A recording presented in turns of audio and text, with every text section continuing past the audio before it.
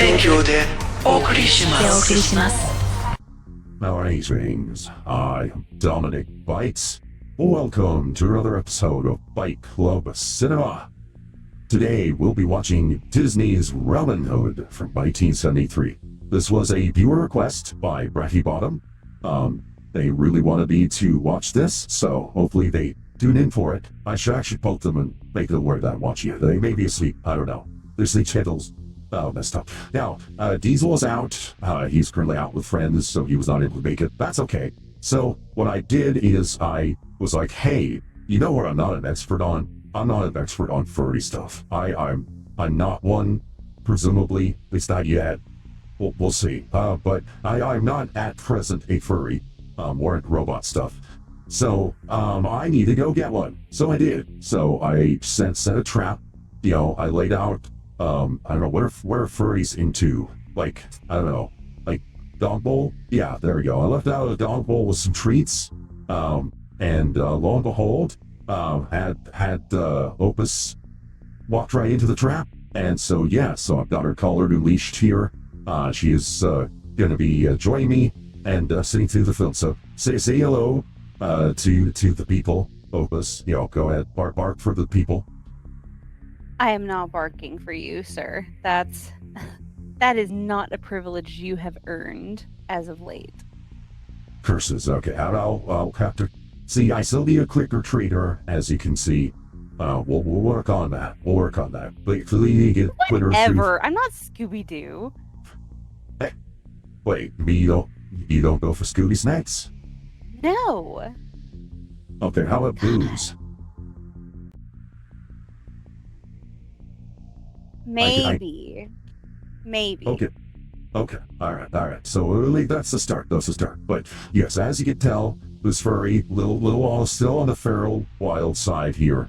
Gonna have you burst through some discipline obedience training, heavy obedience training. Anyway. Not from you, I won't. Okay, we'll see about that. Hey. Because you're bigger than me doesn't mean you can freaking make me obey you, sir. Wait, actually, I'm pretty sure that's exactly what that means, actually. Wait, no, what? Have you ever heard of David and Goliath? He kicked his ass. Yeah, but what? I will have you know the rock to my forehead would not kill me. So, yeah, that won't work.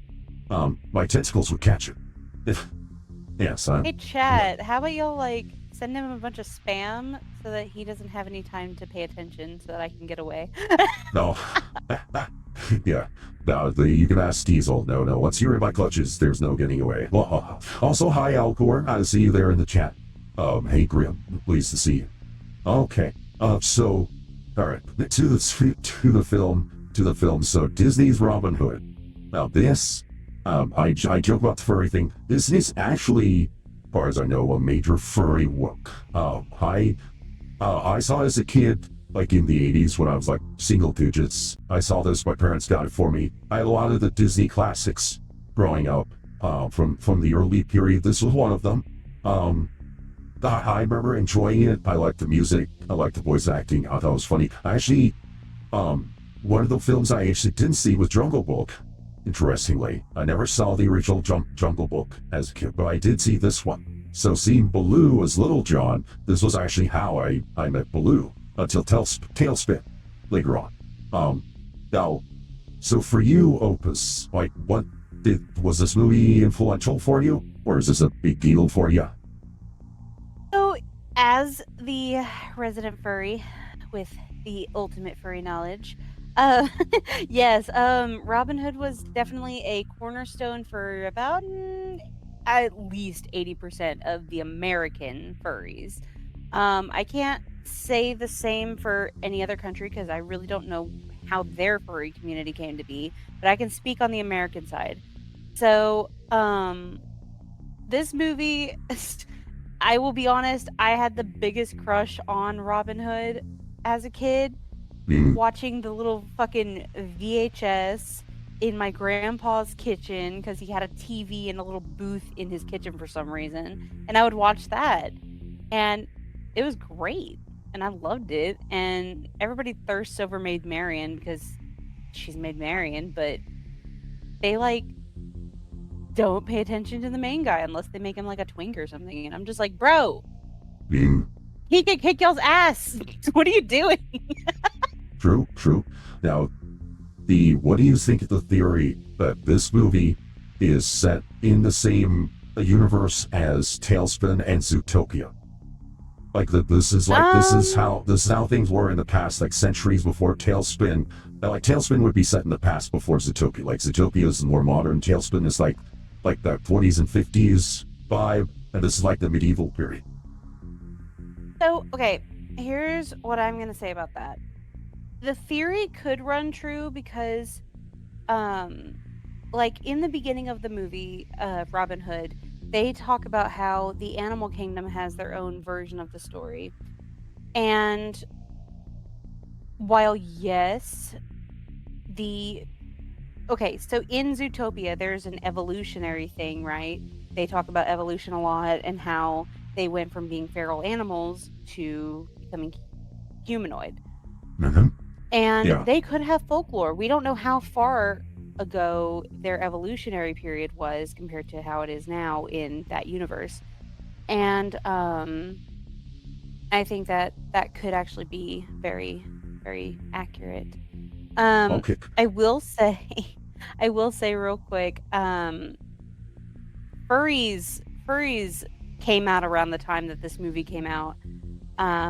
They really started popping off at conventions like Conference in 1989, and there was actually an artist who made oh gosh, what is it?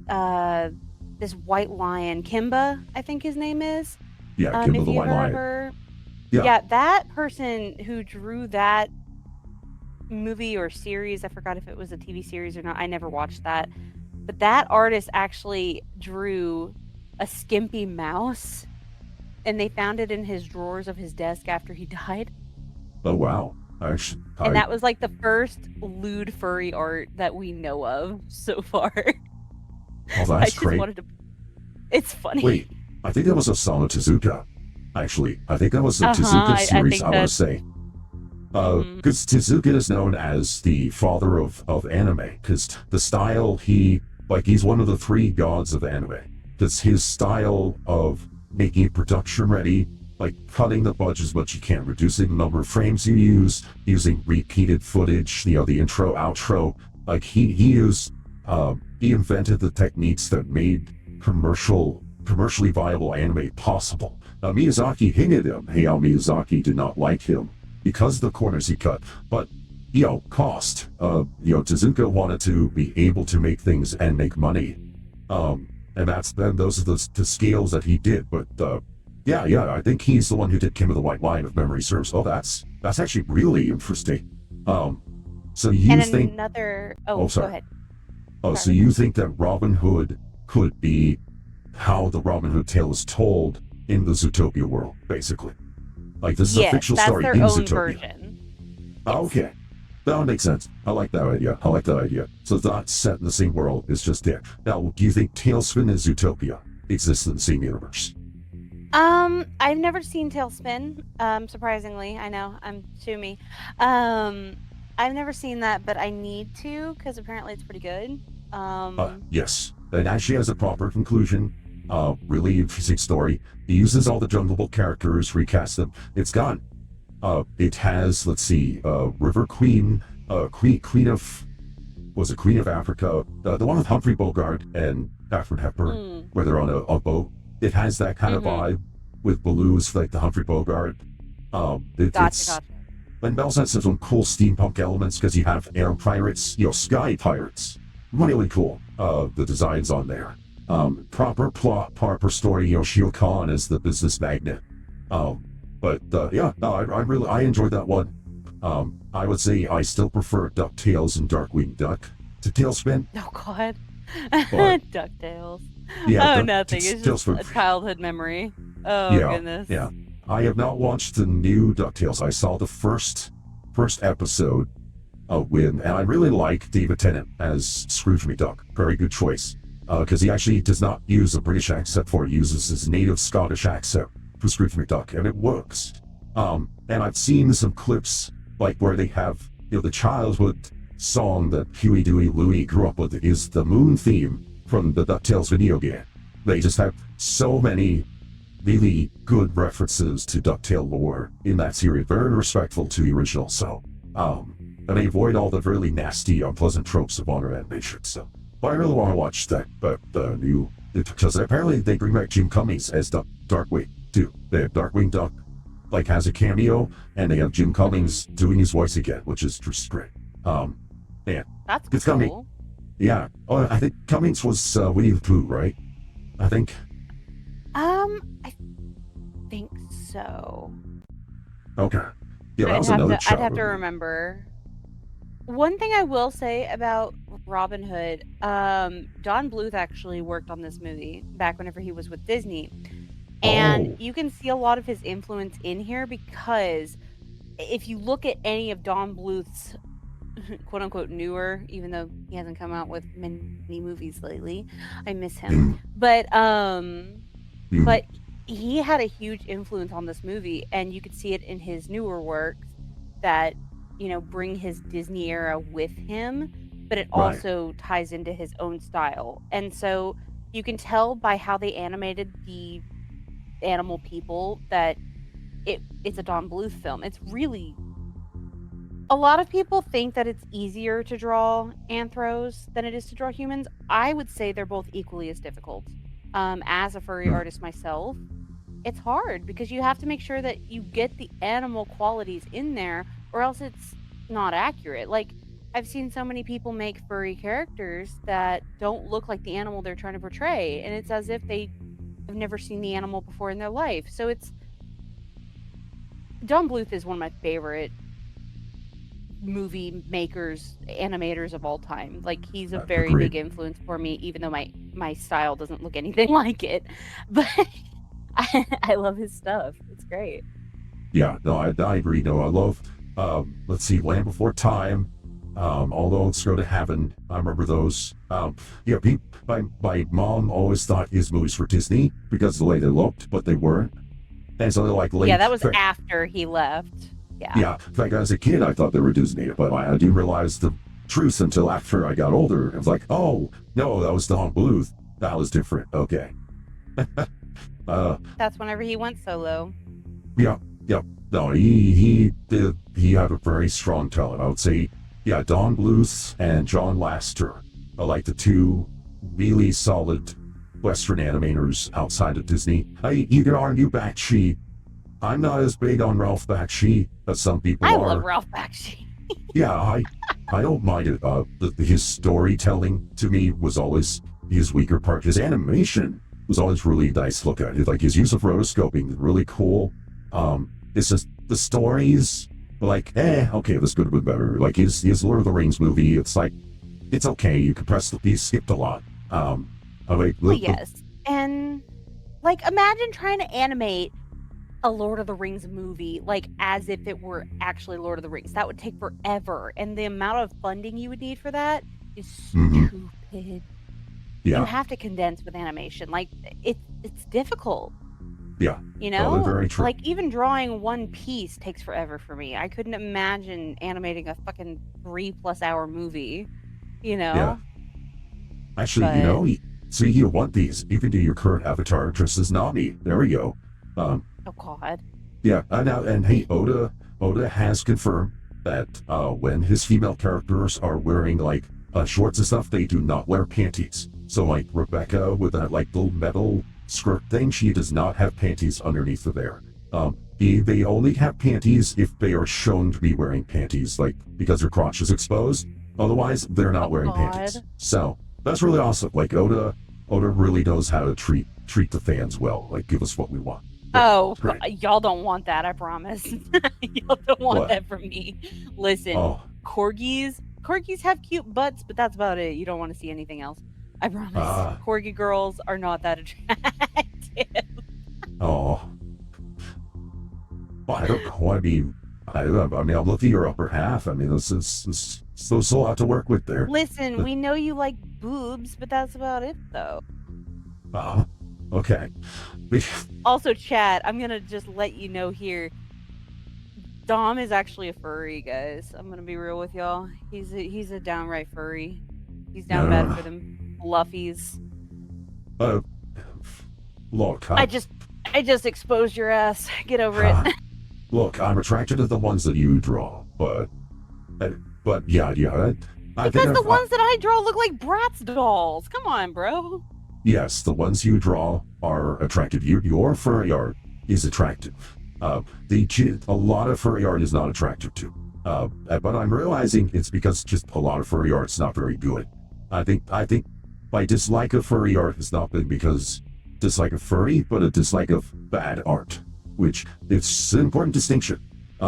It's kind of like if someone only saw modern art and said, I don't like art, that would be understandable. It's not that they don't like art, so you don't like modern art, because, Cubism and so on isn't very good. But if you suddenly show them on Monet, and they're like, oh, hey, I like this. Okay, I guess I do like art. I just didn't like that modernist nonsense. So it's kind of like that for me. It's like, it's not that I dislike furry art, it's I dislike bad furry art. And all I've seen up until I bumped into yours was bad furry art, to a large degree. I mean, there's a lot of furry artists out there who are amazing, who I aspire to be like. So it's not necessarily that all of it is bad, it's just that you really got to look for it because it gets overshadowed by the bad or the overly teddy bear-esque bodies. It's weird. Teddy bear? It's Teddy bear like, bodies? okay, so I've like, probably seen it, I you just know don't how know. they have this, you know how some furries have like the super big paws, the super big paw hands, the glitter dog looking, like they look like Care Bears, but they're like dogs and cats and shit. Like they don't have human-ish bodies. They just look like they're animals walking on their hind legs. Yeah. I mean, that could be That's what cute, they I look like. guess. I mean, that's not They're something not I'm that attracted to. attractive, though. Yeah, I mean, it can be cute, but yeah, you're right. A lot of times, a lot of furry art, when it tries to be cute, ends up looking like Funko Pops, and I don't find Funko Pops God. appealing in the slightest. I think they're over-manufactured. Or they seem designed to appeal to the lowest common denominator, which, for my mind, instantly makes me reject them. So I'm like, no. Like Funkos only if they come out with specific ones. Like I wouldn't collect a bunch of them just because that's a little weird to me. Yeah. But I have precisely one Funko Pop, and that's because an ex of mine was really into Elsa. So we bought like a Target exclusive Elsa, and then even after we broke up, I somehow got stuck with it. So whatever, I just keep it. I don't know. Maybe it'll be a collectible one day. I don't know. Maybe it'll end up in the landfill. I don't know. We'll see. Funko's going out of business. So anyway. What is? Funko? They're is market. it? Yeah, the market for Funkos has collapsed. So they're going through their Beanie Baby days, basically. That's how it's how collectibles go. Beanie Babies are still around. It's just they're not collectible. Funkos will. Well, I mean, they Funkos will are probably survive. collectible. It's just they're collectible. It's just that there's so many of certain ones that you're trying to find the rare ones, and they oversaturate the market because so many people actually had them, whereas we thought they didn't. It's like the Princess Diana one. That one was said to be worth like $50,000, but nobody's buying it. So yeah, is it worth money if nobody buys it? Exactly. And thank you for the follow, Haunted Opus over at Kick. Wait, I know that name. It's me. Yay, I appreciate you. Let's see, and other. So yeah, me and this doofus worked together on a thing called Lucko to Stars. Y'all should go follow that. Yes, exactly. And in the meantime, make sure to get some Dragon's Treasure coffee to enjoy the movie with. Use code Dominic Bytes. There you go. Get you 10% off. I do a lot of ads for Dragon's Treasure. They're my favorite company. I did, however, get a new sponsor. I haven't gotten them integrated yet. But Dragon's Roast Coffee. So like Dragon's Treasure is like a tea company that also does coffee sometimes. Dragon's Roast Coffee is exclusively a coffee company. And apparently, like Dragon's Treasure, they don't play the cancellation game. They don't Hell buy yeah. into a lot of that stuff. So the owners seem pretty good. We'll see. We'll see. I'll give him time. I go hard on Dragon's Treasure because he's been proven like through the forge Oh, and the dude, I love flame. that guy. He's Yeah, T-Man's great. I associate with him because like he has very moderate stances, like very centrist moderate stances. So I like associating with him. Keeps me from going too far afield myself. You know, it's good to check myself against moderates. Um, yeah, I'm just a raging conservative. Uh, um, yeah, that's okay. Let's see. All right. Let's skip to the movie part. Then we can discuss things and so on. All right. If you're watching this live, you get to hear the audio. If not, well, you don't because copyright. And oh boy, is copyright issue on this because it's Disney. So I need to be careful on this. We'll see. I don't think I'm going to get copyright struck. Not streaming this on YouTube because they're AI stuff. I may have to put some extra stuff onto the screen on here in post, just to avoid copyright strike, because this is Disney. But yeah, no audio because copyright. There are no subtitles, sadly. Sorry about that. But there will be a timer, so you can follow along. I would say support the original release, but that would mean giving money to the rat bastard in Orlando. So instead, I'm going to say, hey, find a way to watch this on your own to follow along, Oh, yeah. because it is a good movie. It's a class. It's part of my childhood. It's pretty wholesome, and yeah, I'm good curious. values and morals too. Yeah, I'm genuinely curious how this holds up today, because the last time I watched this movie, I think, was in the 90s. That's how long ago. That's how long it's been since I last seen it. So for me, this is practically my first time again. I've forgotten large chunks of it. So yeah, yeah, that's right. Sometimes I think you forget that I'm older than you. Oh, I'm so sorry that I don't see age whenever you're older than me. I just think that you're old at that point. Oh, okay. Well, I appreciate it. Hey, look, I was an old man when I was single digits. You know, I was still old. Yeah, I'm old, grumpy, and want the kids to get off my lawn. That was me. That was me when I was before I was a teenager. So, all right, we're gonna start the movie. 3, 2, 1, no. One of the stuff. Man. So one of is the logo activates my almonds as well. I can't remember all the stuff they distributed, but they distribute a lot of other stuff that I saw as a kid. Right. Also, hi, Alcor. Hey, Alcor. Now, this is also a cool tie-in, because in Fate Strange Fate, which I'm also watching, King Richard is actually one of the servants summoned in Fate Strange Fate. So this is, and he also makes reference to Robin Hood in the series. Right. Who's your busty PNG friend? That's funny. But this is Elvis. I caught her with some puppy treats. Yeah, she is. Got her collar and leash on her right now. She's bullied against it, but don't worry, we'll get her through a bees training soon enough. Oh, whatever. So do you always have your screen pretty translucent whenever you're watching movies? Yeah, I always have a transparency over it to avoid copyright strike. Most of the time, it's enough to avoid the copyright. But sometimes I have to add extra on it. Like sometimes I have to darken it further. Sometimes I'll have to put like the logo or like extra stuff on there to jam it up. Like Made in Abyss, the copyright box saw through the transparency.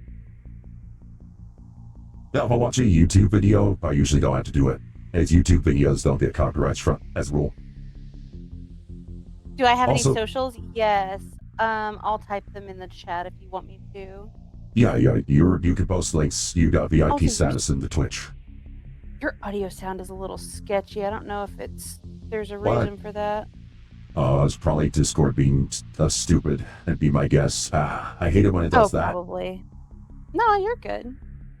Now, interestingly, this theme song, if I remember right, I think they sped it up like 2x, and it became the hamster dance. Oh God, yes. Yeah, I think this was the hamster dance meet. I think so.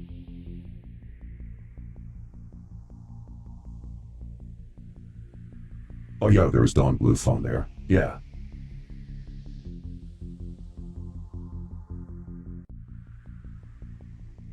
Yeah, you can see like the energy and the walk cycles. Like the Rooster's walk cycle is fundamentally different from the walk cycle of all the others. Like it's almost like most of the animals have a unique walk cycle. Like the rhinos. A little bit, yeah. Like the way the rhino legs rotate, the way the bunny does a little hop, the way the wolves They here did a have really more of good us. job with that. Yeah. It's really, yeah, it's a detail I missed as a kid, but as an adult, you kind of see, like, because that takes a lot of work. Like, in modern day, like, with the bean mouth animation, like, what you get in Hoppers, everything's just animated the same. Like, you have to go to something like the Spider-Man multiverse to get, different animation techniques for different characters these days. Oh, most of your viewers are on, give me 1 second, guys. I'll get on Twitch and type them too. Forgot most of your viewers are on Twitch. Oh, it's got an even split right now. I've got a 50-50 here between Kick and Twitch, yeah. Ah, well, most of your people are typing on Twitch. Mm-hmm. So I'll go on there as well. Wait, Lil Jon's a brown bear. For some reason, I thought Lil Jon was blue for the longest time. No, he's not. He's just the same bear except different colors and wearing clothes. Wow. Okay. I don't know what. I think also. I think the snake is also another one. I thought the snake was from Jungle Book. Maybe it is, but it's not the same voice actor, but it's similar. Like he does the hypnosis thing. Yeah. Okay. Man, that is a weird Mandela effect right there. I thought that was Baloo dressed as Lil Jon. I don't. Man. I think it's the same voice, though. I think it's Baloo's voice. Oh, no, it is the same voice. Okay.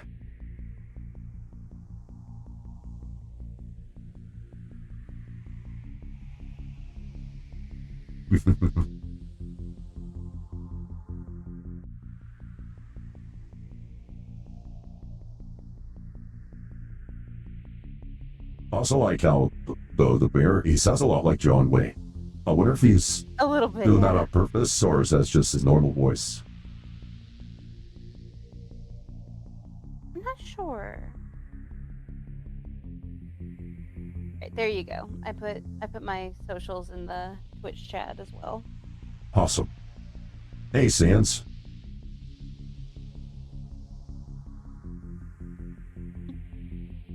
Sort of borrow it from. Sort of borrow it. Girl, they're talking about debt in a fucking Disney movie. That's crazy. Yeah, the dialogue is so good, man. Oh, it's great. Yeah, sweet charity. Me too. Oh, it's fascinating. Like I couldn't, man. I've forgotten huge parts of it. Like I forgot the complete opening sequence. Totally forgot about it. Oh yeah, the elephant says the trumpets. Oh man. Oh dude, it's so funny too because they show appreciation for big girls in this fucking movie, and it's funny. True, I don't know why it's funny.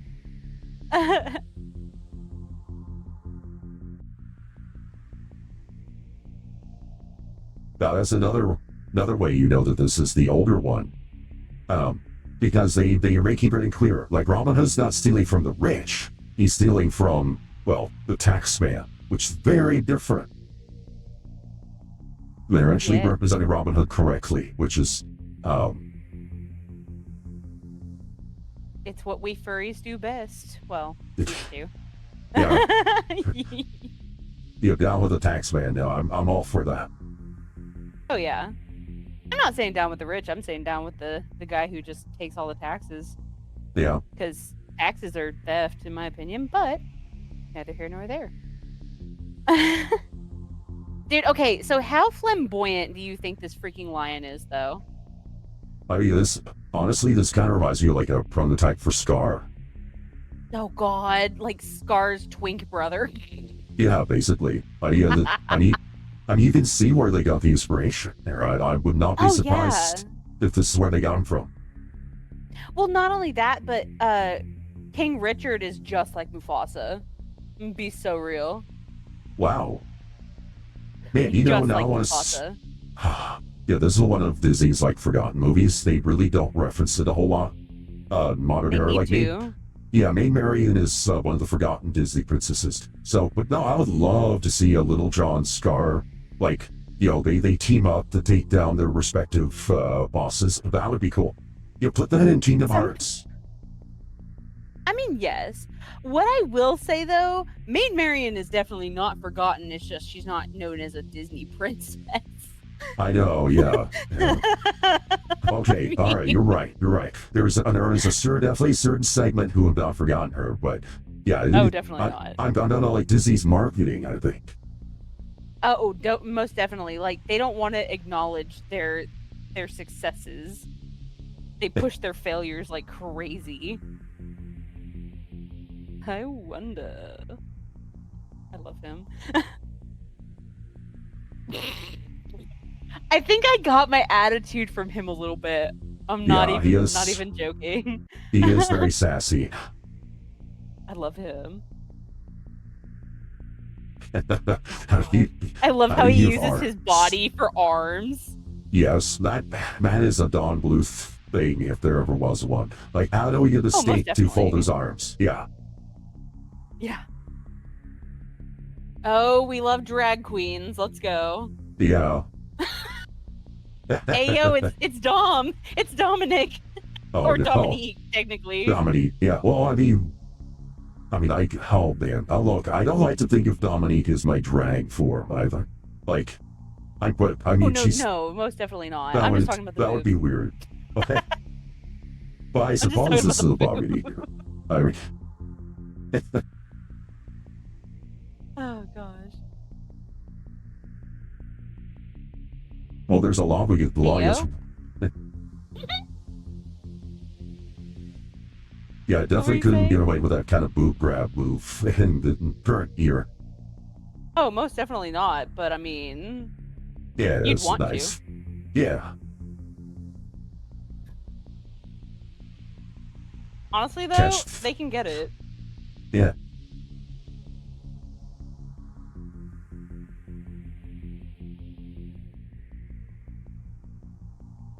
Bruh. So I guess fairy can... Either Little John doesn't know... Well, okay. Yeah, he's... You can also really tell what era of Disney movie it is. It's the, I think, Bronze Age of Disney because of the sketchy lines. Like, these movies that were made like this were after Disney died, and they didn't know what direction they needed to go in.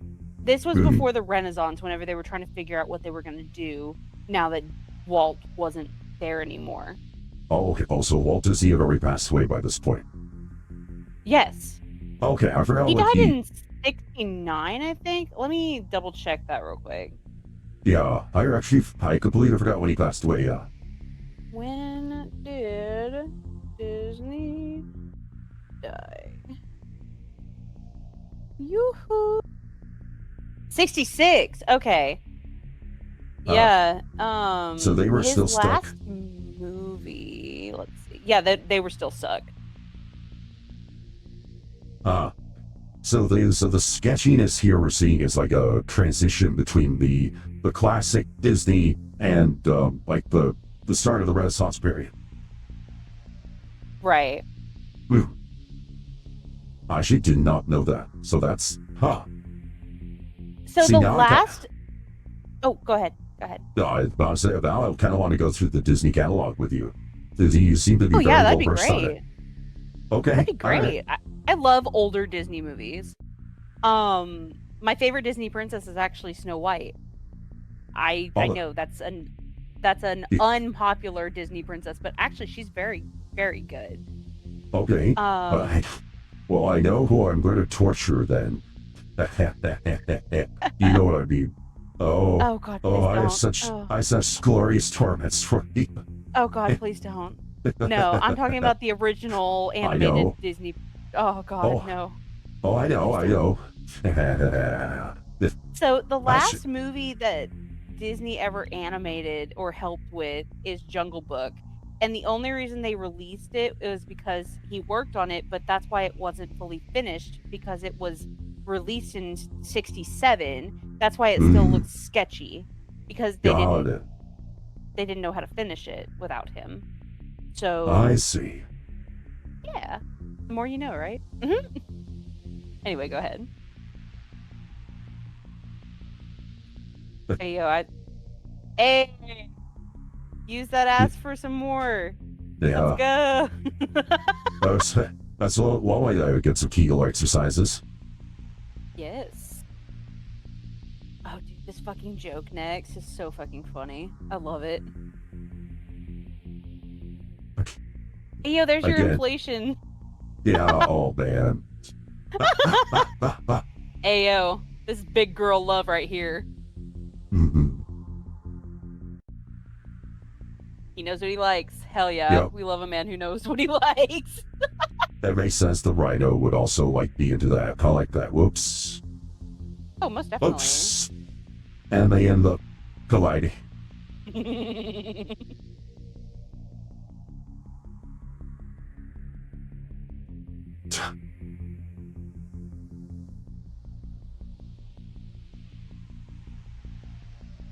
We're bandits. And I also like how he's smart with Little John, but he's just like, but his pride refuses to let him trust his entirely. But at the same time, like his Yeah. may not be entirely, you know. He's always been right, though. That's the thing. Like, Yeah. he was the royal advisor for a reason, but people Mhm. are just too stupid.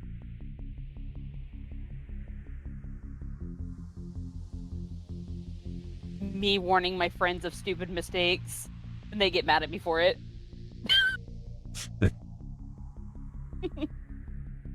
Yes, Pump Daddy, it's the best Robin Hood besides like Men in Tights. Men in Tights is hilarious. Ah, Oh the God, I remember watching Man Tights. Yeah, I'd say my top so funny. three. God, yeah, Mel Brooks is great. Yeah, producers, Young Frankenstein, Blazing Saddles, Spaceballs. Would like my top four for him. Ooh, Not in that order yeah, necessarily, but yeah, those four. right. Oh, the owls. They remind me of Owl from Winnie the Pooh. So you could also tell because I think the Winnie the Pooh TV show was being worked on around this time, right? I think. Oh shit. Which TV show was being worked on? You said? Winnie the Pooh. Oh shit. Yeah, yeah. It was being worked on in the Bronze Age. You can tell by the animation style. Yeah, this has a lot of I just I never noticed Yeah. that was the line work that pulled it apart. Man, now I want to see. Alice in Wonderland is my favorite, I think, from the old period, from while Disney was alive. Mhm. Yes, it was great. We need to do like a down the line of all the old Disney movies. That'd be so fun.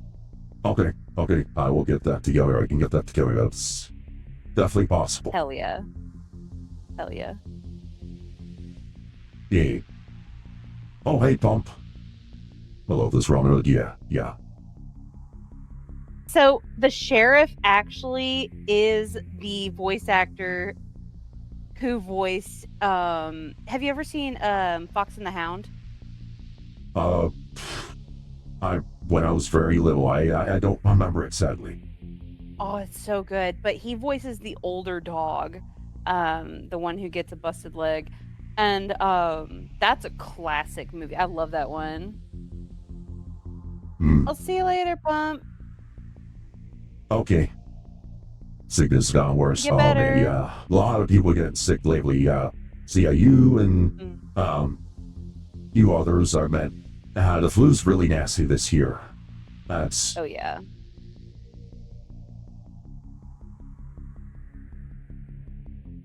your sermon, preacher. It ain't Sunday, you know. Oh, God, he's an asshole. Yeah, no, they portray him really well in this. I like it. It's like that's the kind of guy, that's the kind of psycho who would take money from orphans and not feel bad. Well, yeah, he does. Yeah. Because that's the kind of person you had back then, and that's the kind of person you have right now.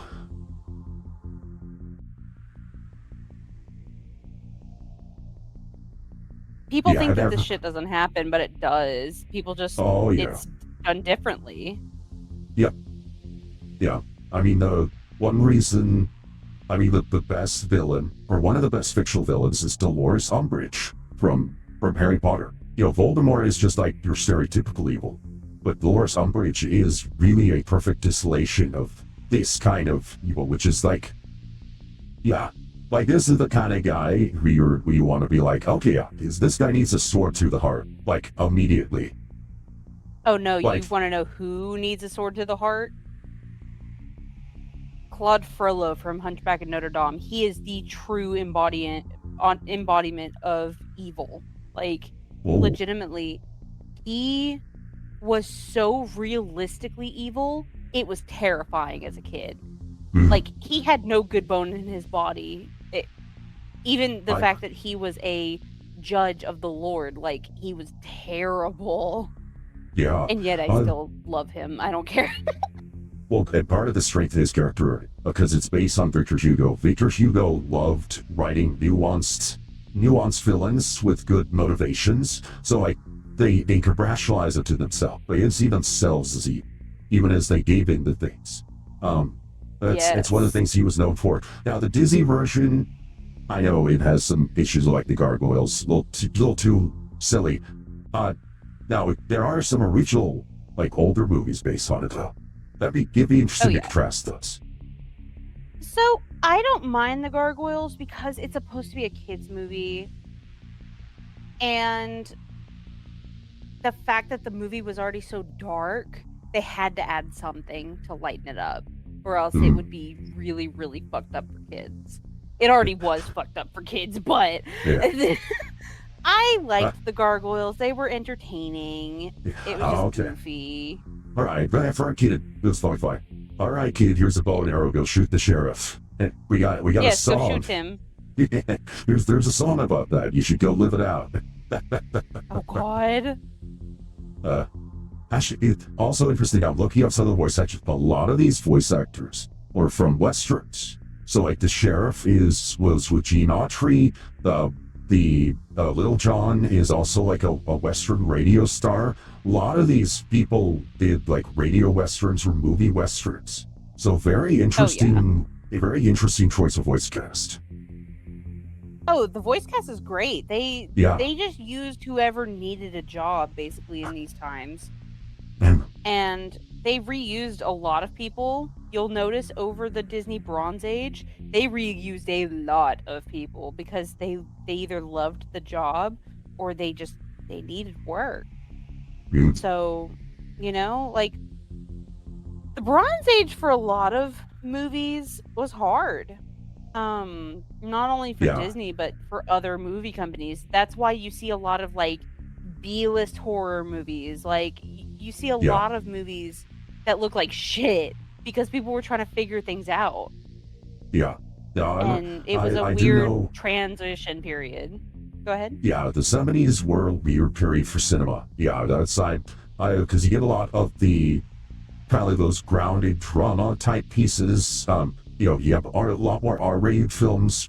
Hollywood stopped only carrying families, started catering to like strictly to adults. You have R-rated things. I mean, Last Tango in Paris, stuff like that.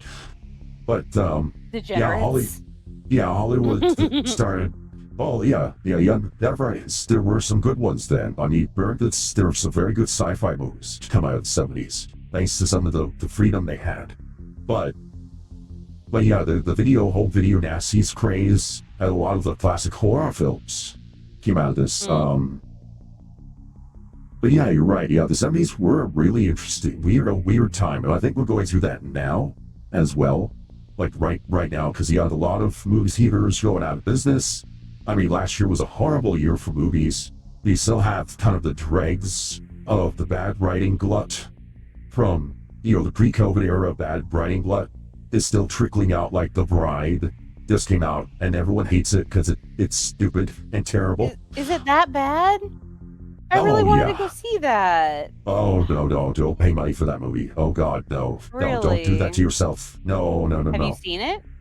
I've seen the reviews. I've heard the audience feedback for it. I don't trust reviews. I would rather watch it myself to know what my opinion of it is. Because honestly, I like a lot of movies that people don't like, and that is okay. You know? Well, I mean, it's yeah. Oh, hey, Dark Red. Oh yeah, you got first again. Nice. Can't believe that no one redeemed that. Ayo. Hey, it happens. Hey, it's Maid Mary. There we go. Oh yeah, the rooster. She's lady. A baddie though. Yeah.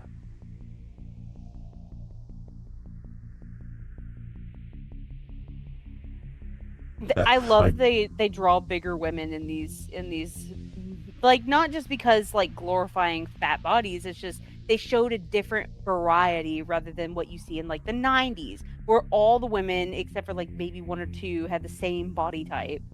True.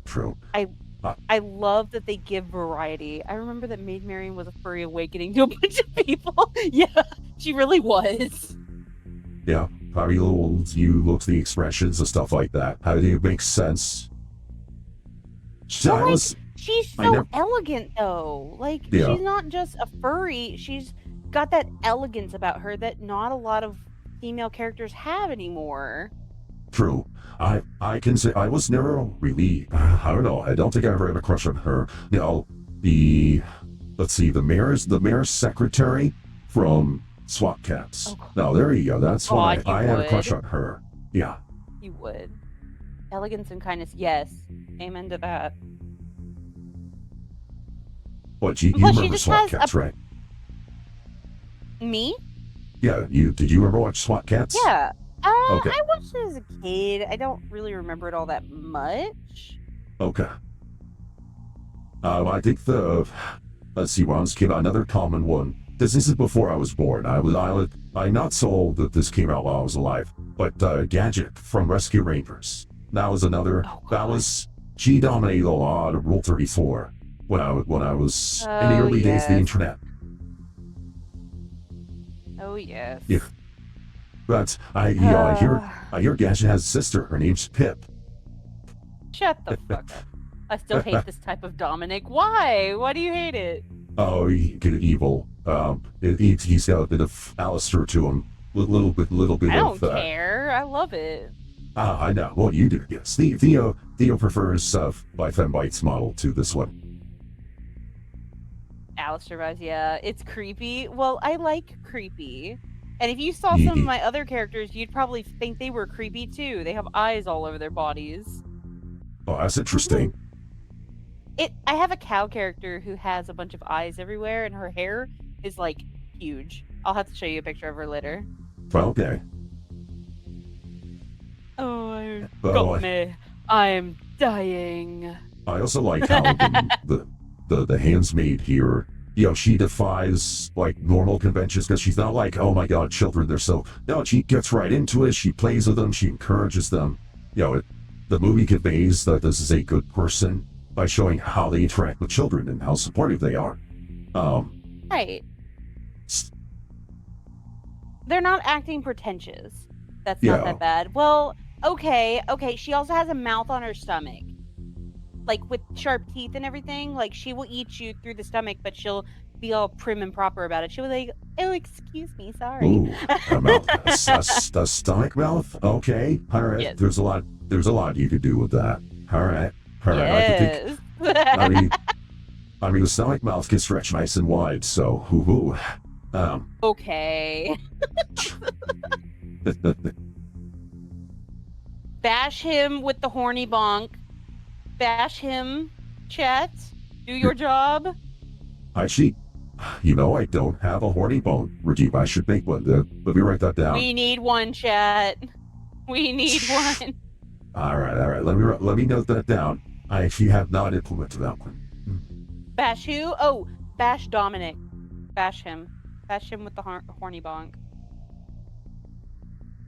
Honestly, girl, same though. I love him. I love Robin. I don't care. I either like monster men or gentlemen. That's my my love interest. I mean, I can bash him with something else. Wait, what would you bash him with though? Don't answer that. Don't answer that. Girl, he has not forgotten you. Chill out. Yeah, and I like how they immediately cut to him being all lovesick for her. Oh, I love it. Greetings! I love that shit. Plugged into the Matrix, dang. yeah. Well, that's how I do my like the lurker check-in.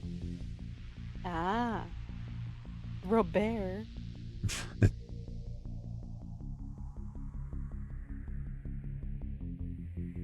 Me whenever I'm thinking about my monster men crushes. Yeah, I think that's something you and Diesel actually have a lot in common when it comes to monster fucking. I could tell you. Oh, being monsters are great. Yeah, true. Oh no, I agree. There are some monsters who are like, okay, yes. No, I'm a rated E for everyone. Noted. Yeah, Very much noted. I'm one of those. I'm one of those. Yeah. I also like, I like how it shows like he burns the thing in the pot and then it shows him putting water in there to either try to fix it or to wash the pot. So that it's like one of those like little detail things. He's not just standing there talking. If they give him something to do that makes logical sense in the context of what happened. Again, something a lot of modern animation struggles with. Right. Add salt. Add salt, it'll work out. Use water. It won't hurt it. Yeah.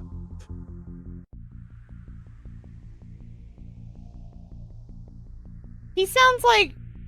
Oh, I will get chibi fembites and force it on your body when you have this PNGTuber next time. I just need 35 more points.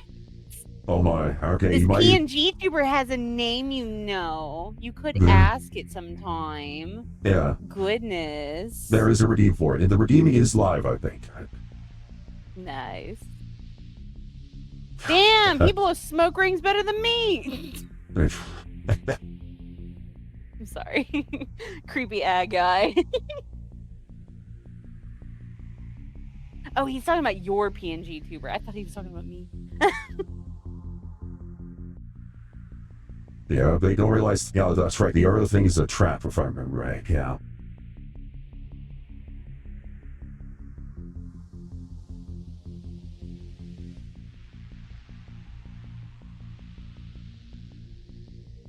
I like that they add more detail to his eyes. Yeah, I was about to say, it's like, oh yeah, just to show how like his eyes light up. They just, detail, you see. Just to emphasize that. Because normally it's a black dot, but then it's like, boom. I never noticed that before either, too. It's nice. Also, who the fuck is Sailor Fuku? What? Oh, Sailor Fuku? Oh, that's one of Bytes' other outfits. He puts on the sailor uniform. Gotcha, so he becomes a sailor trap. Got it. Yeah. I will make fun of the fembites all day long. Because I am friend. Yes. Yeah, you're war. Yeah, I. I like my men like I like my. Never mind. I'm sorry, I'm being dumb. It's okay. We're not all Lucko, so we don't have Cole going, hey, tone it down, looking over our shoulder. An ad break is starting soon? Fun. Yeah, Twitch does that. Oh well. His nose is huge. Hmm. No, it's not actually a Why does terrible the snake plan. have fur? Anyway, sorry. Yeah, it's not a terrible plan either. It's like, yeah, lure Robin Hood to by offering one of his favorite things with someone you know he has a crush on. Yeah, it's not a terrible plan. You just gotta make sure that you can trap him. That's the main thing. Yeah. Hello, Femboy. Welcome back. Or Theo. Sorry about that. Theo, ye.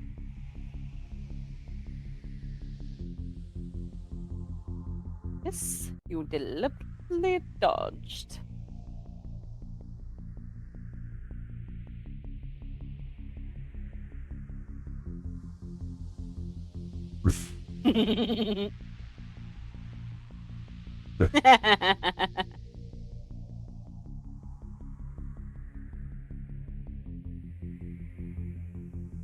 Again, I like also the rooster. The meme is like, yeah, I totally shipped that.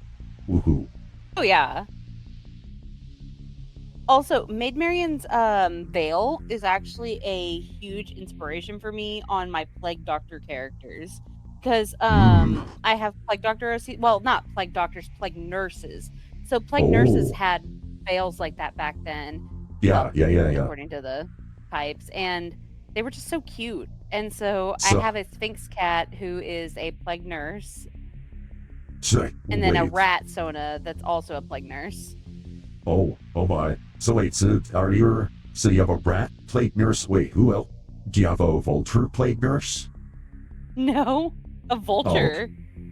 Oh yeah, because plague doctor mask is commonly associated with birds. So okay, so I have a very big a relationship with bird sonas. oh, okay. I have a understood. big hate rage for birds. Birds are a psyop. I'm gonna be real. Okay, That bitch. Oh, understood. I didn't know. It is the common association, but no, rat makes a lot of sense though. A rat makes a lot of sense. You are both the plague doctor and you bring the plague. That makes sense. You create your own customers. She stays clean. She stays clean just so she's not dirty. Who might you be, sir? Well, maybe she could do maybe like a Typhoid Mary thing. She's immune to her own plague. So yeah, she's clean, Well, so the thing about my character is she is an albino rat. So it's based on 40k, Warhammer 40k. I made my own Skaven clan. And they're a very purist clan of nothing but albino rats. And they're either found or bred into the thing. So I'll have to show you the lore later, unless you're not interested, which I get it. No. She's cute though. Yeah, plague doctor look is something I'm into. Let's just say, so he's like, oh, I've got a plague doctor. I'm like, okay, yeah. Well, I like mad scientists, mad doctors, plague doctors. I classify as like one of those medieval mad science archetypes, alongside like alchemists and stuff. Mm-hmm. Okay, why does the friar sound like? I don't know how to say it. He does sound a certain way, and I'm trying to pinpoint it. I like the little raccoons. They're so cute. How do the characters with wings have fingies? I mean, I see a lot of furry artists do their bird sonas with fingers, like the feathers are fingers, but I'm just like, feathers are brittle as hell. How are you using them as fingies?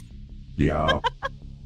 I think like technically some birds have like long. I mean, I think wings are essentially made of like super long fingers. They're connected by feathers. So they're just kind of a little on the stiffer side, but they're like so long. It's like, I don't know. I have to brush up on bird physiology. Hey, welcome back, Theo. Hello.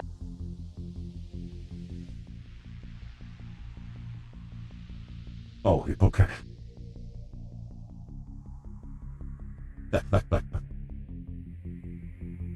Oh, man. Oh, this is unfortunate. So the guy who voiced the Friar, he died like 4 years after this movie came out. Man. Aw. The ad is done. Yay. Freaking hate Yeah, this was ads. apparently his last movie, I think. Looks like. Possibly, One of them, yeah. Miss Women, what did you say you'd make fun of again?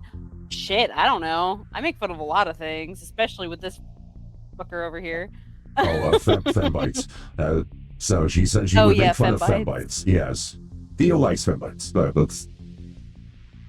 but obvious. Yeah.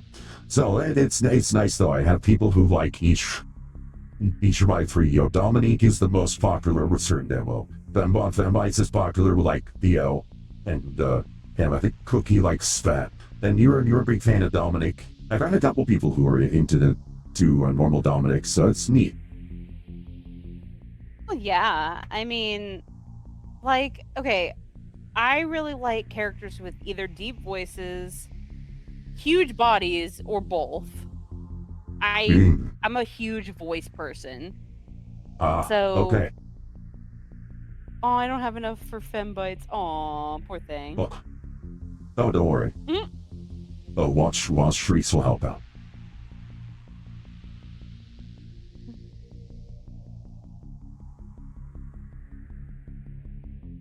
Bro.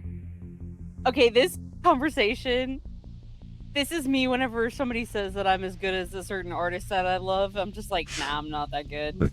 I get all like bashful about it, but I don't know. Reggie. That freaking dead fish ass clap. Yeah.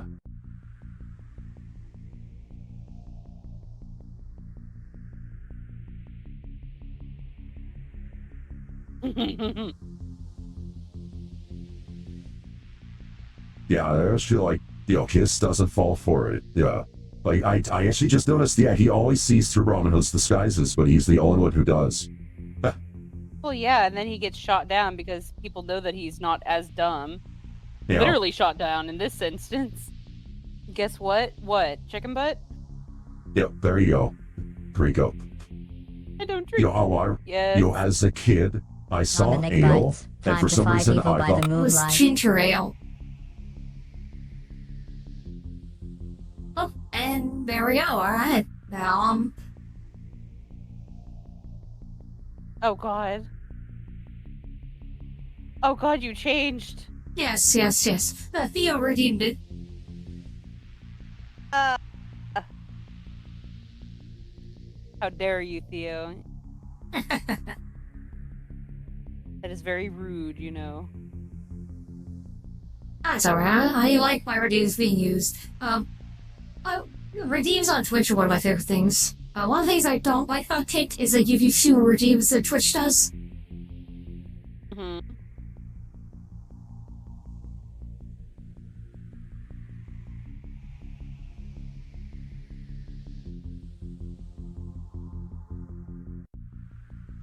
Theo will be horny bonked as well. Indeed. It's Sharkwood. Whack him. And Okay, the fact that he tries to fuck him up and he still does good is funny to me.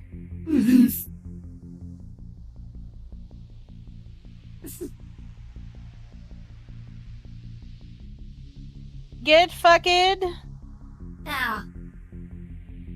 Yes, but that was the point. They knew that Robin Hood wouldn't want to lose, so, which, again, on Prince John's part, or Little John's part, that was smart. It was a smart trap, because he knew that Robin Hood would not accept a loss. Well, of course not. Yeah. So he used Robin Hood's pride against him, which is... Wait, so do you have to stay as Fembites the entire rest of the stream? Oh no, it'll wear off. It'll wear off. It works on a timer. Ah. I just don't know how that works exactly, so I'm just vibing. No. Well, then you're gonna have to redeem more if you want Fembyte's Sailor to stay. Ah, Oh, I'm talking to Theo. yeah. Sees him.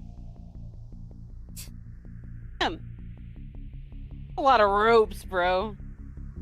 Yeah. Well, so by the way, the other reason I like the idea of Robin Hood in the same universe as Utopia is what if Nick is Robin Hood's descendant? That would be really funny. But then again, I would think that Nick is more so related to the Fantastic Mr. Fox more than Robin Hood. I If see, you I watch see. Fantastic Mr. Fox, which I I have was not- just showed the other day, you'd understand why I say that. Yeah. I've heard of the film. I have not watched it. Plus, Nick is not nearly as cool as freaking Robin Hood. Come on, bro. Oh, I mean, that's true. I mean, the bloodline was clearly weakened. They probably let a weasel in there at some point. Or Oh a ferret. god. Fucking part weasel.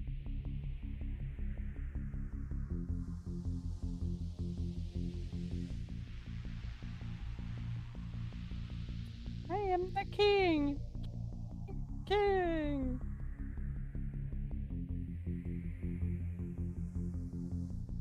Well, y'all get to see a furry die. How do you feel, furry haters? Ah,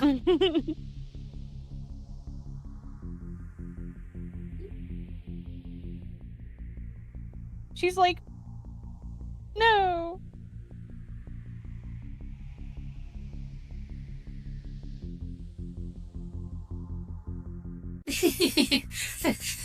I like how Little John goes from, hey, look, it's against the law to raw nobility. Then he goes to be like, alright, you're gonna kill my friend? I'm gonna put a knife in your back. He's a ride or die, bro. Yeah, exactly. I like how he breathes the serious game real quick. Oh yeah.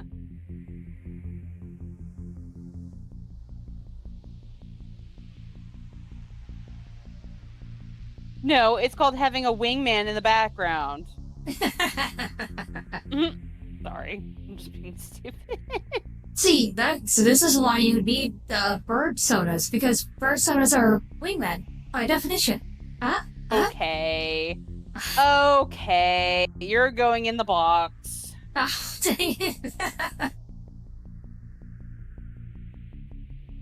Look, furries are rife for puns, I'm sure. We're what? Furries are great for making puns. I mean, lots of animal jokes. Yes, yes. I'll take a cheap shot on you, but no, don't. We're please don't hurt me. bullyable. Yeah, We're bullyable. Yes, yes. Quite. yeah. Girl. No place for lady, but it's place for me. Oh, wow, okay. Rule for thee, but not for me. Nice. You're a lady, but I'm not. She's Scottish. Of course she's gonna get in on the fight. Yeah. The Scots are hilarious. I love them. Oh, yeah. Scottish women are something else. Oh, yeah. I'm Irish, German, Scottish descent. Ah, okay. Yeah. So, Yeah, Yeah. I've got Scottish and Irish in me as well, yeah. So, all parts of me hate the British. That's their hate English. oh, yes. Like, you bitches kicked me out, so I'll just poke you.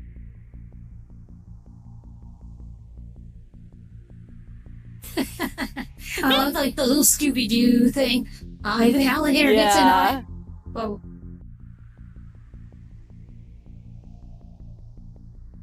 And I love how like A they're dozen flirting. kids. Yeah, and they're flirting as he fights. It's great. Yeah, it's like some Scooby-Doo cartoonishness to like. So like you're having violence. Like he's clearly in peril because swords are being swung at him. But they're playing it down for the kids by having, shit. Well, this is great. Nice little. Obviously. But it's still like you're an adult. You're watching this and you're having fun because it's like there's a lot to see. Mm-hmm.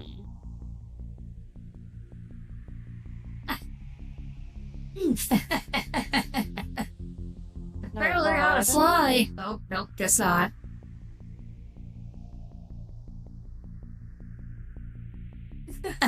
There you go.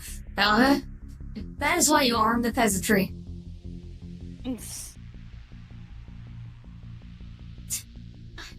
Kick their asses. I love her expression on that. It's just like, come and get me. Dude, she's great. She's doing with her whole chest, bro. Yeah, oh yeah. It's great. Yeah, because And I like how they're in England, but they're playing fucking football, like Yeah. American football. That's true. It's just so dumb. I love it. Yeah.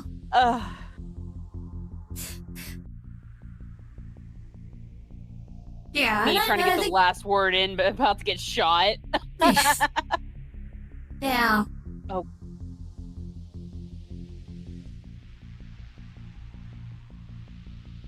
Me. Oh my. Oh, being that drunk is crazy work.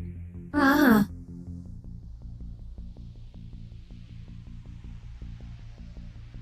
Robin Hood.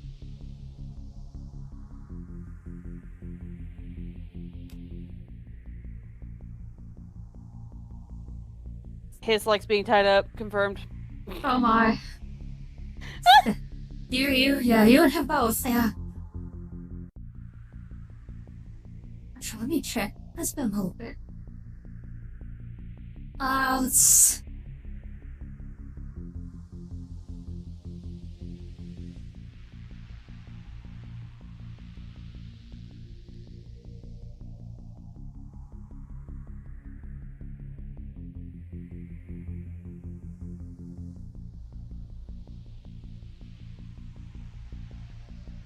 I like these romance scenes because they're not so overly like sexual or anything. They're just so sweet and classic. And, ugh, I love them. I'm a sucker for these.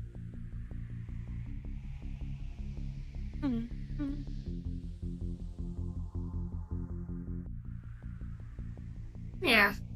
Like we you get the don't point. need excessive. Oh, you're good. Go ahead. Oh, no, yeah. I was saying, yeah, they don't overdo it. Yeah, you get the point. You know what's happening. They don't go too far. Dorothy Lamar said something similar. It's like, yeah, you see a man and a woman playing around on the beach. You know what happens next. That's all you need. There you go. Well, yeah, like a lot of people are like, oh, you have to show romance by showing them kissing excessively and going into a sex scene. Like, no, you don't. You could show them just being in love, and that's what I love about animators doing it to where it's showing like this. Yes. Oh, you're back to regular fembites, I think. Oh, okay. So it bounces some back. Oh, okay. That's probably because of how I have it set up in Streamer Bot. One sec. Hold on. Yay, we get Dominic. Sorry, Theo, you don't get him no more. Damn, it's the freaking cock blocks.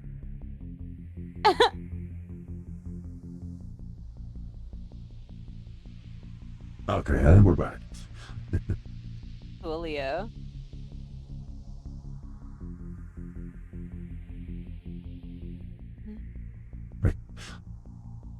Oh wow, I forgot about, I forgot about this sequence entirely. Like, I legit forgot how they got out of that trap there. Like, that whole sequence, completely forgot. I've actually forgotten this part Oh too. yeah. So a lot of this sequence, this dancing, that's Yeah. from Jungle Book. Yeah. The dance that Maid Marian does is from Snow White. The band is from Aristocats. Oh. There's so Okay. many reused freaking scenes. And Okay. then that's from let's see. So they cut some corners a little bit, but not in a terrible way. They just did some stuff to try to. I mean, Beauty and the Beast did it too. Yeah. In the dance sequence, it's Aurora and Philip's dance, but they make it to where it's Belle and Adam, which is the Beast's name. I actually didn't catch that. That's interesting. mhm.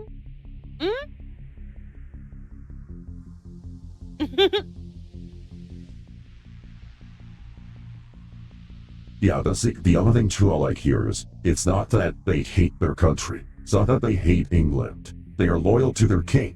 It's just they recognize that the current person in charge is not the true king. He's not the true leader.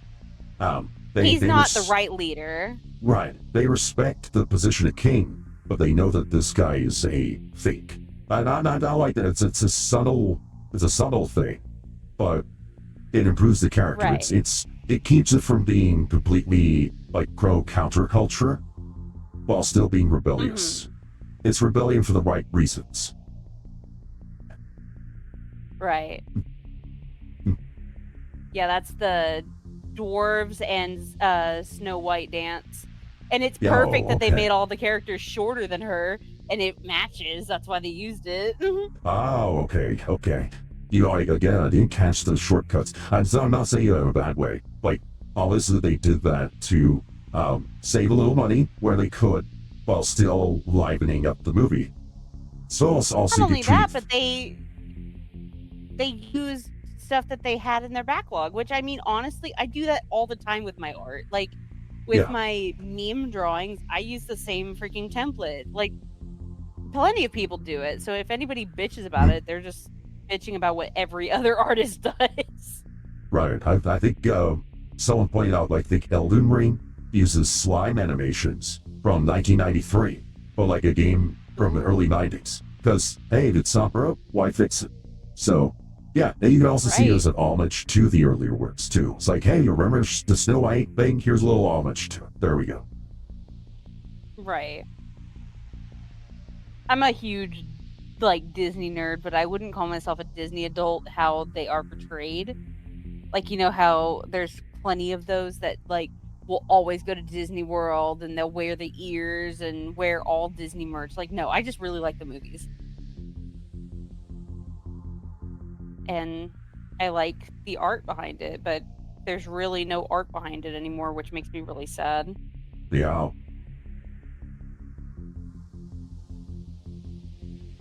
Who they are, eh? Yeah.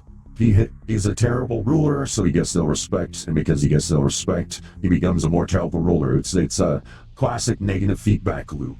You know, his pride will allow him to evaluate himself to get better, and so he just gets insulted, and he keeps getting worse because he doesn't understand that, like, all he has to do is just be a better person, and he could probably win them over. Or don't steal the crown like he's doing right now. Yeah, exactly. Because the only reason that King Richard is on the crusade is because Prince John had hypnotize him and tell him to go on the crusade.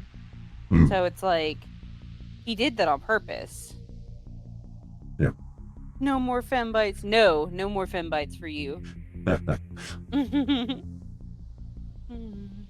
Look, Theo, I do defer to my guest's preference, so, you know. Yes, I know. Oh, man, yeah, now both of the house are in jail. Man, it's interesting how they have an arc. Yeah.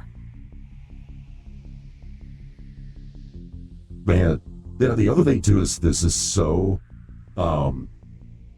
you look, oh, man, the parallels to, not like now, but like to like near future possibilities.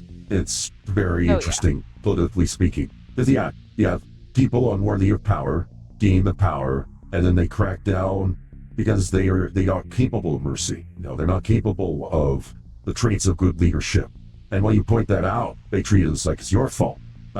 You know, they treat you like you're a tyrant or tyrannical or whatever, whenever in reality they're the tyrants.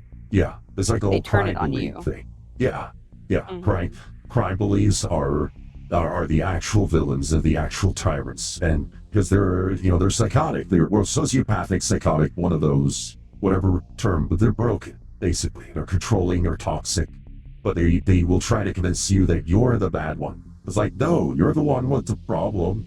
You're the one who's not able to get over yourself and laugh. Those are the types of leaders that end up making revolutions happen, and that's Yep. insane. Yep. But then there's people who are like those leaders who want things to go chaotic, and then they see good leaders and they're like, oh no, I don't like that, I want chaos. And I'm just like, why Yeah. do you want that? Exactly. It's weird. Yeah, it's the people who invert the good and the evil. You know, you have, oh man, so many people who get good and evil, beautiful and ugly mixed up, and then they'll try to act like you're the weird one for liking it. Because I'm from, you know, like, oh hey, Bayonetta's hot, or, you know, Eve from Stellar Blade is hot. You'll have people say, oh no, if you like Eve from Stellar Blade, there's something wrong with you. Like, you have to be attracted to this hideous Concord character. It's like, no, I don't. That's ugly. I can be attracted to the evil people and still know that they're evil. Yeah, I mean, that's true too, yeah. Like, why do I have to be attracted to anybody? Like, I know the difference. I would never actually be with those characters. It's more so a fantasy, more or less. It's not real life. So, I don't know. Maybe I'm just talking out of my ass. Oh, don't worry. It's good. Wait, the church. I like how the mount. There's a literal church mouse. Also, that's a great voice actress. I love her. The female mouse. She's voiced by the same voice actress that voices the blue fairy in Sleeping Beauty. She's awesome. And she also voices the fairy fairy godmother in Cinderella, I think. I'll have to double check that. Yeah, so the priest mouse there, that's John Fiedler. Fiedler? Oh, okay, Fiedler, yeah, maybe? he was in Raisin in the Sun. Okay. I've seen him in a few other ones. Yeah, he does. He's an actor I've seen in live action movies. How I Fire is just like, no. No. He snapped. Yeah. I can only push a good man so far before something like this will happen, yeah. And the only problem is, by himself, a good man can only do so much. You have to have other people behind you. Yeah. It's through organization and standing up that you can do something. Oh, you're playing Sailor Blade right now, of course. Yeah, so you get what I'm saying.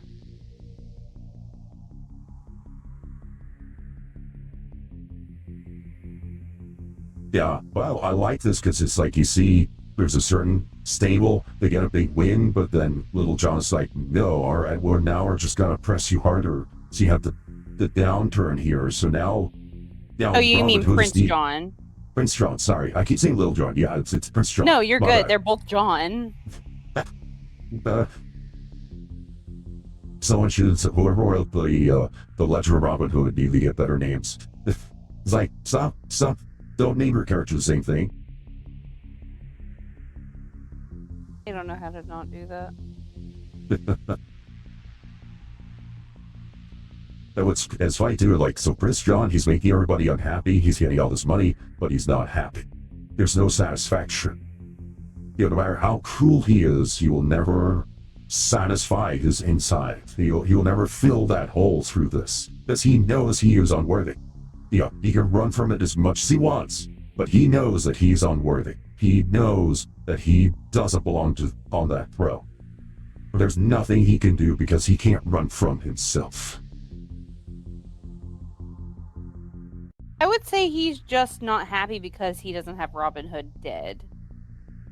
Well, even that, like, if he killed Robin Hood, he'd still probably be miserable. And that's the one thing this movie does really well, I'm remembering, is the portrayal of him. There's so many people like in real life, right? Everything they do is to try to find happiness, but because they don't fix themselves, they can't.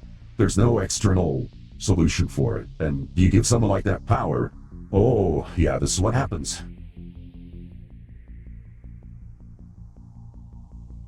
Yeah. I like it, Kelly. This is and I forgot what a good villain Prince John was. Yeah, he's great. He's literally, he has no redeeming qualities, and that's what a true villain is.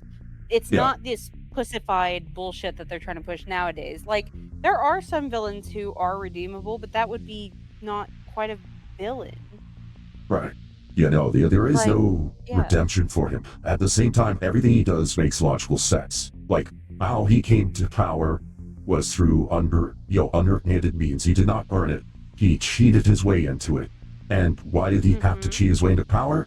Because he's unworthy. And that same flaw of unworthiness that leads him using the power badly. But he can't see it because he fails introspection. Why? Well, if he had introspection, he wouldn't be unworthy. So, yeah, did the trait that makes him villainous, everything else flows from them. Like that. And also me leads trying to fit in the door. Go ahead. And it leads to him having incompetent underlings like the vultures there. Oh, yes. And the sheriff is, well, just psychopathic enough. It's like, hey, do I get to do my job and stuff? Yes, okay. Now, if Prince John tried to crack down the sheriff or punish the sheriff, oh yeah, the sheriff would be up in arms, would turn on him in a heart. There's no loyalty there. It's only because Prince John is basically just letting him do what he does that he goes along with it. Right.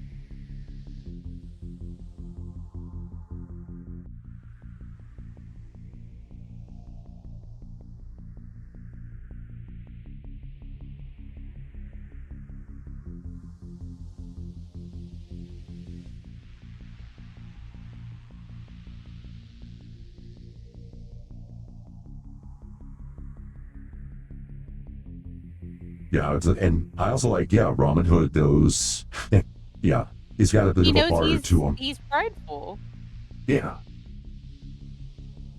Yeah, the sheriff is mean to others to satisfy his ego, but he doesn't necessarily have ambition. He doesn't want to be king. He doesn't want to be charged. He's happy with the power he's got. He just gets to be better than everyone else. Right. Like how his culture's like, hey, there's somebody up with that. Yeah.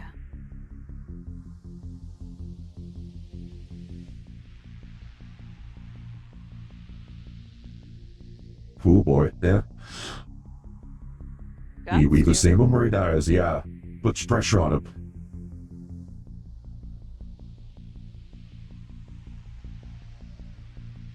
That is interesting. I just noticed, like, for the most part, it's just these two and the friar. They don't really have a lot of the other married men in this. No, they don't, because I think that would just be a lot to animate. Yeah. They already have so much they're having to animate, and I mean, this is a furry retelling, not the telling. Right. Plus, you could consider all the people who go into Sherwood to be the merry men. That's true. Yeah, they don't include him or include them as much. You never know. Actually, random thought occurred to me. You know how Doctor Who had a Robin Hood crossover, right? But like the Doctor, yeah, imagine the Doctor meeting this Robin Hood. I think that would be funny. Oh God. Oh God. They'd be Disney-fied. That'd be funny.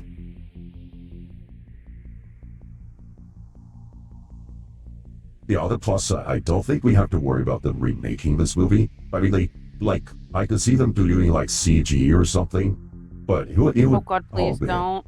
I know, it would probably strip the soul right out. Like these little like the motion itself. I can't. Yeah. I'm not an animator. I'm not an artist, so I can't put it. But there is something to the way the characters move. It's like the little way, like he just raised his shoulders in surprise. Like in CG, you don't get that. He would just immediately his arms would move, but there wouldn't be any additional motion. You know. I just feel like we should stop remaking stuff and make new stuff. Agreed. or at least do your own version. Like, do your own version of a fucking, like, okay, there was this like fan made, or not fan made, but there was a novel back in the day that I read on like Wattpad. So people made their own stuff on Wattpad too, and there I was remember. this there was a Snow White book, but they made her into a zombie because she was basically dead and undead. And Oh, whenever the that's prince cool. kissed her, he turned into a zombie. Oh, nice. Okay. And So that Grumpy was in love with her. interesting So, twist. Okay. yeah, and so I think that's really cool, and it could make a really cool movie. I'm not gonna lie. Yeah. Yeah. Snow White and zombies. Snow White and the Seven Zombies, or yeah, Yeah. Zombie White. Or this one book that I read where it's Alice in Wonderland, but it's called Alice in Zombieland. Oh, It was actually a really yeah. good book. It was actually a really good book. Yes, Wait, you know of it? I've heard that one. I own Pride and Prejudice and Zombies, which I think they made a movie on. I don't They did. I don't believe the movie's good, but they did make a movie out of it. But yeah, they had this whole wave of, hey, let's take Sense and Sensibility and, was it werewolves or vampires? They added like, God. they had this whole thing of like taking 1800s literature and just adding monsters to it for fun. Cryptids and monsters, yeah. Yeah. Oh no, Sense and It gives it a Sensibility different and twist. yeah, Sense and Sensibility and Sea Monsters. There we go. That was it. God. Yeah. Yeah. They're never on a medium. I bought the books. I never read them. I should sit down and read them. Yeah. Oh yeah. But yeah, Snow White and zombies sounds like, yeah, that could be fun. I like that A very match made in hell, and I love it. Mm-hmm. Yeah, I could. Have you ever done like a zombie furry character? I want to. I have a few mood boards that I found on Pinterest that I want to make eventually, and I may either make them into adoptables or keep them. I'm not sure. Like there's this one mood board that's like a cotton candy poodle zombie girl. I'll have to show you. It's cute. I love mood boards for making characters. It gives me different ideas. So Okay. See. Mood boards, interesting. mood boards are great. Like they help you get different ideas. I can see it. I will say I've not utilized that one too much myself, so that's something I need to look into for inspiration. Yeah, stuff. they have mood boards. They have mood boards for all sorts of different types of characters. I'll have to show you some of them that I have planned. Okay. But yeah, people will make them and then put them on Pinterest, and that's where I get a lot of my character inspo from. So I see. Okay. the more you know. Yeah, I'd be kind.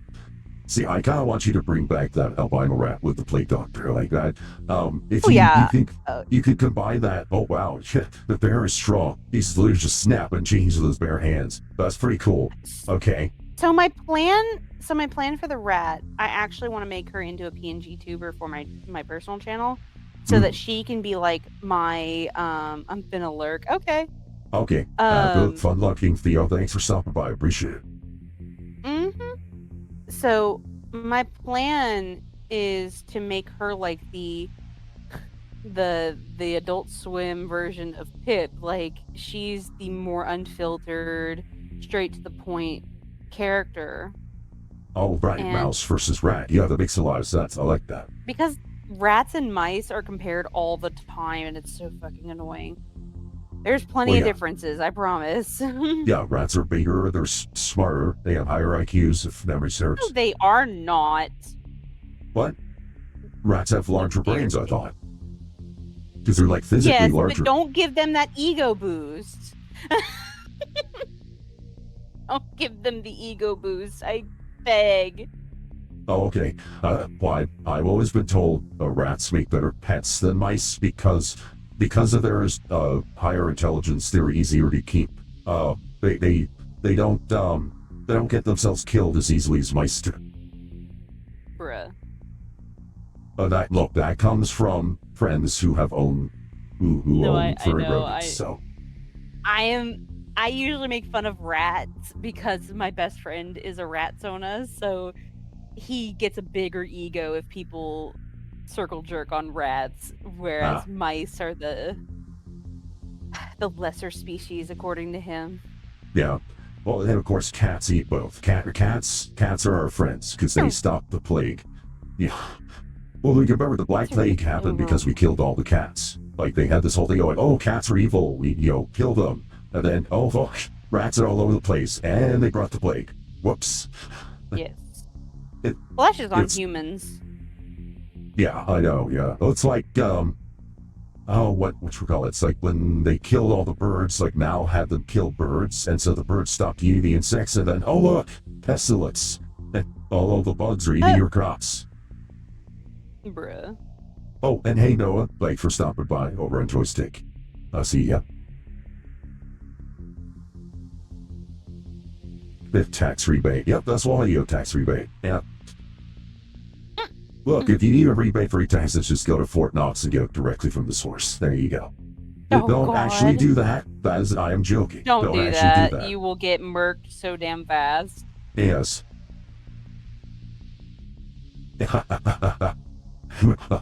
It's just. He's like, I'm fat enough to be the sheriff. Yeah. I got also, another newt done. Mm-hmm. Yeah, well, I do like how Little John here, yeah, he's the muscle. He's clearly stronger than Robin Hood. But he's not invincible. They do make clear like he can't take off 50 guys. He's not like Rooster Tear. Whoops. Right.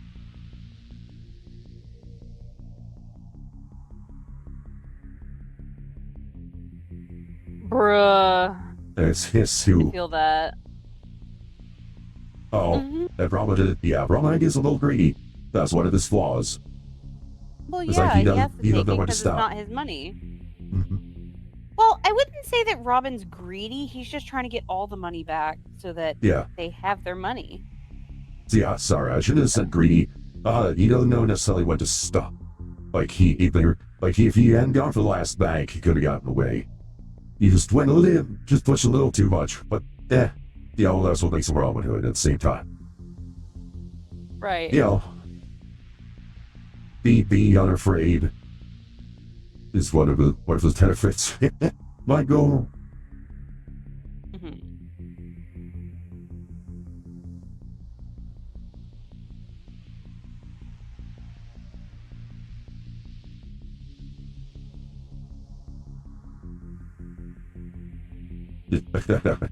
Well, that was close. So, it's like, once the rhinos get going, they can't stop on a dime. Right. But those, oh man, I'm trying to think. They're not very maneuverable. Yeah.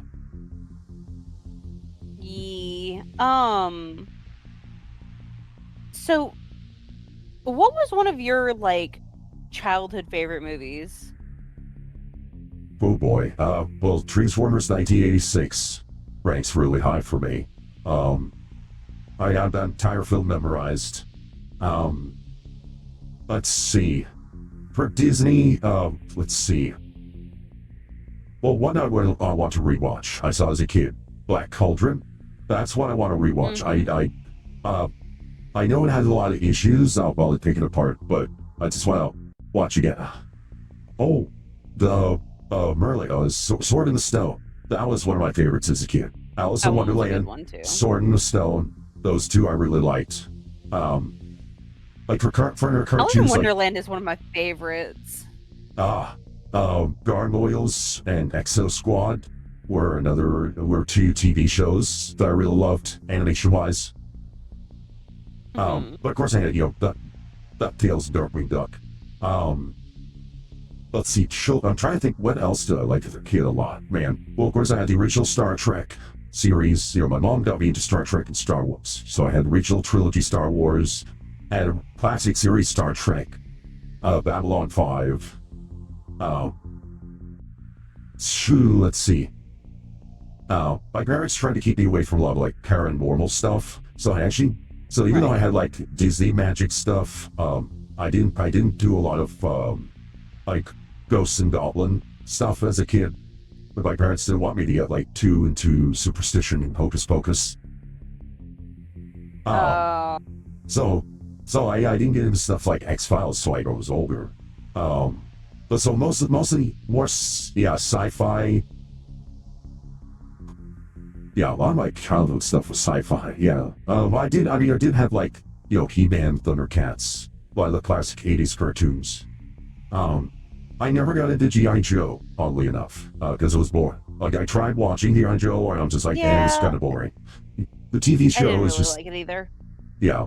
The movie's not bad. The G.I. Joe movie, I have watched it. It's not bad. But the TV show is actually surprisingly boring. The Transformers TV show was vastly superior. It's like, Right. oh man. Oh no. Well, Did- he's dead. Oh no. We killed the main character. Yep.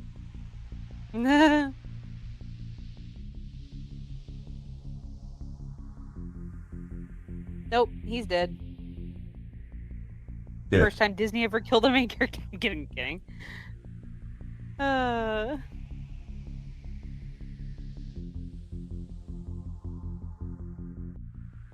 Yeah.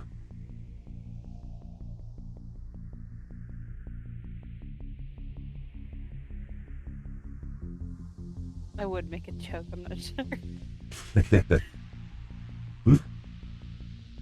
The election be like. Anyway. Oh. Sorry. I'm sorry. Oh god. I don't know Oh, how you man. feel about this kind of jokes on here. I just say what Oh, comes it's- to my mind. It's okay. It's okay. I have to remind myself to I personally avoid topics, but you don't have to. It's okay. Yeah. I get you. Yeah. And there you go. And you make the enemy think you're dead. It makes them lower their guard. Yeah. Break move.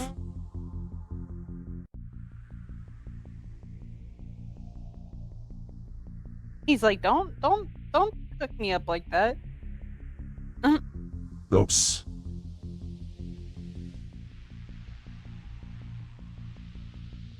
Unalali. Golly, what a day. No, you wouldn't listen.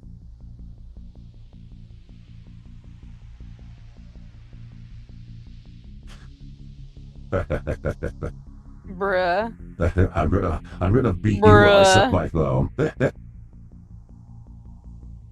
While also sucking his thumb. Yeah, I love it.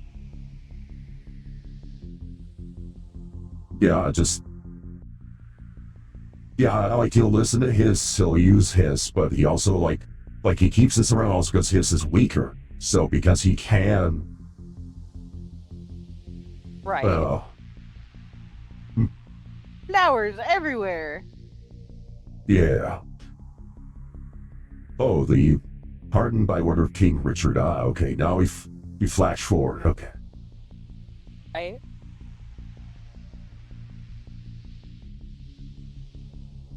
And then you get to see how much like Mufasa freaking Richard is. There we go. The fucking sock that's Hiss is wearing. He's wearing like a tube sock or some shit. That's funny. Yeah. There's actually a whole thing about Lamia wearing nylons. I don't know if you've seen that. Oh god. Like Lamia yes. stockings. Yeah. There is a whole fetish about that. Yeah. Rice. Yeah, individual grades of rice. Hey, there he is. Yeah.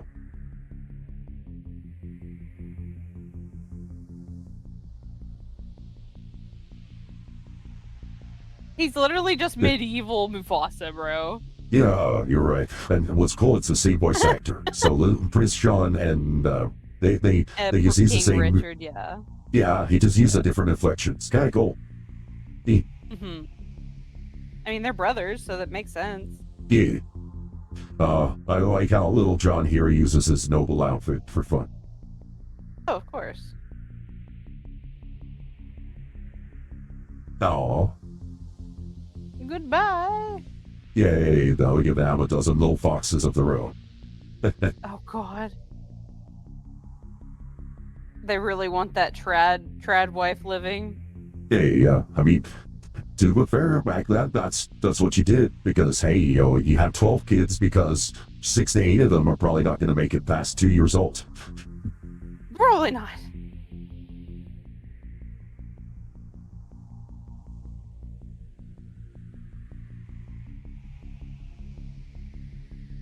And then all There the you kids go. became furries. Uh-huh.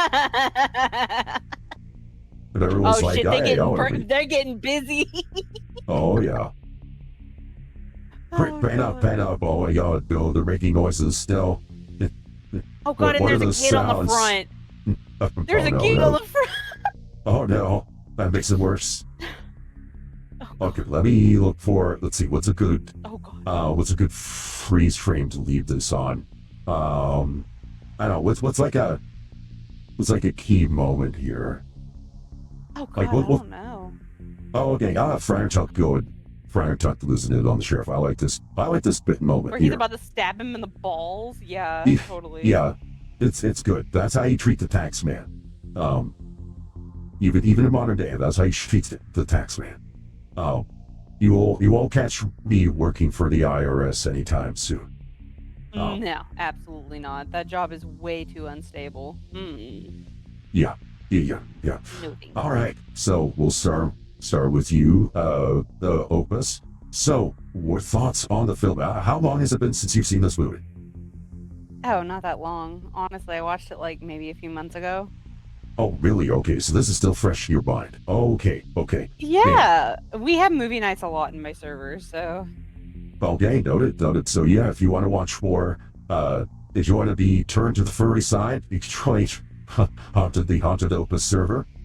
Just as a heads up, because my server tends to be, I keep it somewhat general. The Haunted Opus server does get a lot edgier than mine, but not in a bad way. Your server reminds me of... We are a free speech server. Yeah, your server reminds me of like early 2000s internet, which is the period I like. One thing I say, like the early 2000s had most of the freedom of the 1990s, but better internet speed. So it had better quality memes, better quality images. The emergence of the early video memes were starting to come out in the 2000s because we could actually download videos and not have to wait 2 hours. So that was pretty. It was a good time. But I think early 2000s was peak internet, in my opinion, with the mix. Yeah. But yeah. So join our server. It's a good place. So just if you don't get offended easily, if you're on the sensitive side, if you get offended easily, yeah, avoid it. And I don't think less of you for that. Just everyone knows their own tolerance on that. So all right, thoughts on the film. Overall, man, like how would you rate this in terms of compared to other Disney films? Do you tend to put this in I won't ask for like an exact rank, but do you put this in like your top 10, top 5, top 25? Oh, yeah, it's most definitely in my top 10. Because this is such a cornerstone film for me, I would have to say it's like in the top 3. Well, not top 3, but top 5. Top 5, yeah. Okay. Who does it share the top 5 with overall? Oh gosh. Well, okay, so Hunchback of Notre Dame is definitely up there because it's just an all-around great film, and the villain is just love him. Anyway, oh my. Snow White is. Okay. Yes, I know. I love Claude Frollo. He's great. Anyway, Snow White is definitely up there. It's another cornerstone film for me because it's how I wanted to be as an adult, but I realized that's just not how it is for me. I'm way too I'm way too outspoken to be that elegant and gracious towards people. Like, Snow White is who I would love to be, but I can't. It's just not in my personality at all. But she's just the embodiment of sweet and delicate, but not so delicate that she can't do hard work. Because she's 14 in the movie, and she's literally cleaning an entire castle by herself. She's cleaning an entire cottage by herself. She's navigating a dark forest by herself without any help from anyone, and she's in fear of her life. Like, people underestimate her, honestly, and that's why I love that movie so much. Yeah, that's a fair point. I never thought about that, Oh, Mhm. She's just a great character, and people think that she's not feminist. Like, I would think that that's more feminist than what they're trying to push out nowadays. Like, she's all for independence, but she doesn't have to boast about it. right. She is So, independent, but she is not. But she still has not a feminine bitch. qualities, and she's Yeah. not narcissistic. She doesn't. She's not a sociopath. She respects those around her. She has empathy and sympathy. She's able to care about others. It's not all me, self-centeredness. Yeah. Another favorite of mine is Cinderella. She's another character. She has sass, but she's very sweet about it. If you really watch that character, you'll see that she has she has comedy, but that's because she goes through so much, which I relate to so much because Mm, of how I was raised. Comedy helps with all the bad shit. And so I would say yes. those are my top movies, but I also love Sleeping Beauty because of Maleficent. She's a great villain, and she's just so good. I love her. Um Oh, I know Maleficent. it's Yeah. all like older Disney movies, but that's just what I love. And I mean, there's some good newer ones. Like Elemental was great. I think it was all around stellar. It has that rom-com feel to it that I love, that was like in the 90s, but it was a modern movie. I think it's a great watch. It's worth watching at least once, in my opinion. Okay. I know Elemental. Let's see. Yeah, Elemental underperformed in the box office, but okay, if you're saying that it's a good one, okay. Now I have not seen Inside Out 1 or 2. Inside Out 2, I know, was a big, like, smash. But I have So, not watched that yeah. one yet. I have not watched it either. I've seen Inside Out 1. It was fantastic. Okay. It's a good watch. Honestly, I would recommend it. And if you ever end up watching it, just let me know. All right. It really delves into the psychoanalysis of a child, but also other characters around her. And it shows how your emotions really, they're screwy. They're all over the place. And whenever certain emotions are gone, it can really affect you. And your other emotions are trying to take control whenever those emotions are gone. And it's like, fuck, how do we fix this? So, and then I've heard that Inside Out 2 is really good. I just haven't seen it yet. But apparently it did really well. Yeah. So, I think. yeah. If I remember right, Inside Out 2, until Naruto 2 came out, I believe Inside Out 2 was the highest grossing animated film of all time. It eventually got dethroned, but it was number one for a bit. Like it toppled Frozen and Mario, if memory serves. Are you talking about animated? Yeah, animated movies. Yeah. Okay, I was about to say, because Avatar, the blue people are the highest grossing Oh yeah. movies of all time. Yeah, I know that. The only animated film that beat Inside Out 2 was Naruto 2. Which also is the only anime film to get more than $2 billion. So that still has been Really? Zootopia. Yeah, Zootopia 2 did really well. I think it made like Let's 1.7. I think did Zootopia overtake Inside Out? I think I'm it may have. looking animated movies of all time. I'm also going to say that we can't really conflate box offices over time because inflation is so crazy right now. Like $2 billion back in 1990s can be worth like $4 billion nowadays. So it's like people don't take into consideration that money was worth way more back then. So, well, not worth way more, but you know what I mean. Yeah, you always have to adjust for inflation. Like Gone with the Wind, I believe, eclipses Avatar when you adjust for inflation. Now there's an old classic. But actually, have you seen Dawn with the Wind? Yes. I saw Okay. it in school, actually. Nice. I don't think Diesel's seen it. Would that be something you'd be up for watching? Yeah. Okay. So let's see. The highest grossing animated movie is Neja Nerja 2 2. into the bleh. I've never seen Neador. or heard of that, but it must be really good. The second It is is. Zootopia 2. The third is Inside Out 2. Fourth is Frozen 2. What's with all these sequels? Anyway, Super Yeah. Mario Bros. Is after that. Frozen 1 is after. Incredibles 2 is after. Minions Yeah. 2015 is It sucks that after. Incredibles 2 is so high. Incredibles 2 just was not as good as the first one. First Incredibles was way Oh, better. ew. Why is Toy Story 4 so high? Because Ew, it's number because 9. it got Toy Story 4 rode hype from Toy Story 3. Based on how not good Toy Story 4 was, I don't think Toy Story 5 is going to do all that great. It's Toy It's going to Story be about 4 iPad kids.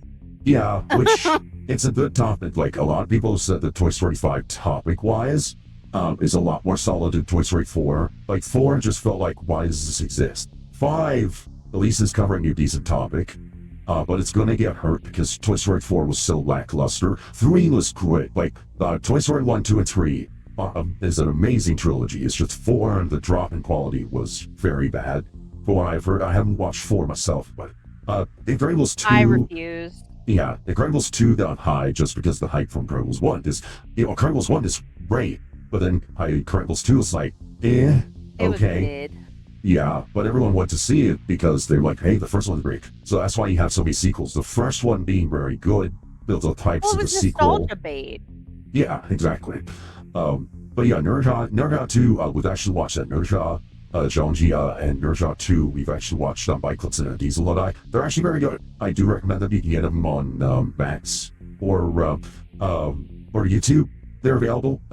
So if you have either of those, I do recommend them. Nerja 1, it's okay. Like it's a solid piece of little heavy little slapstick. Nerja 2 gets Nerja 2, like the first hour is kind of like the first movie, but then like once the switch flips, it gets really good really fast. Because it hits you hard. Like it builds on everything from the first movie, like, which is it, and it's good.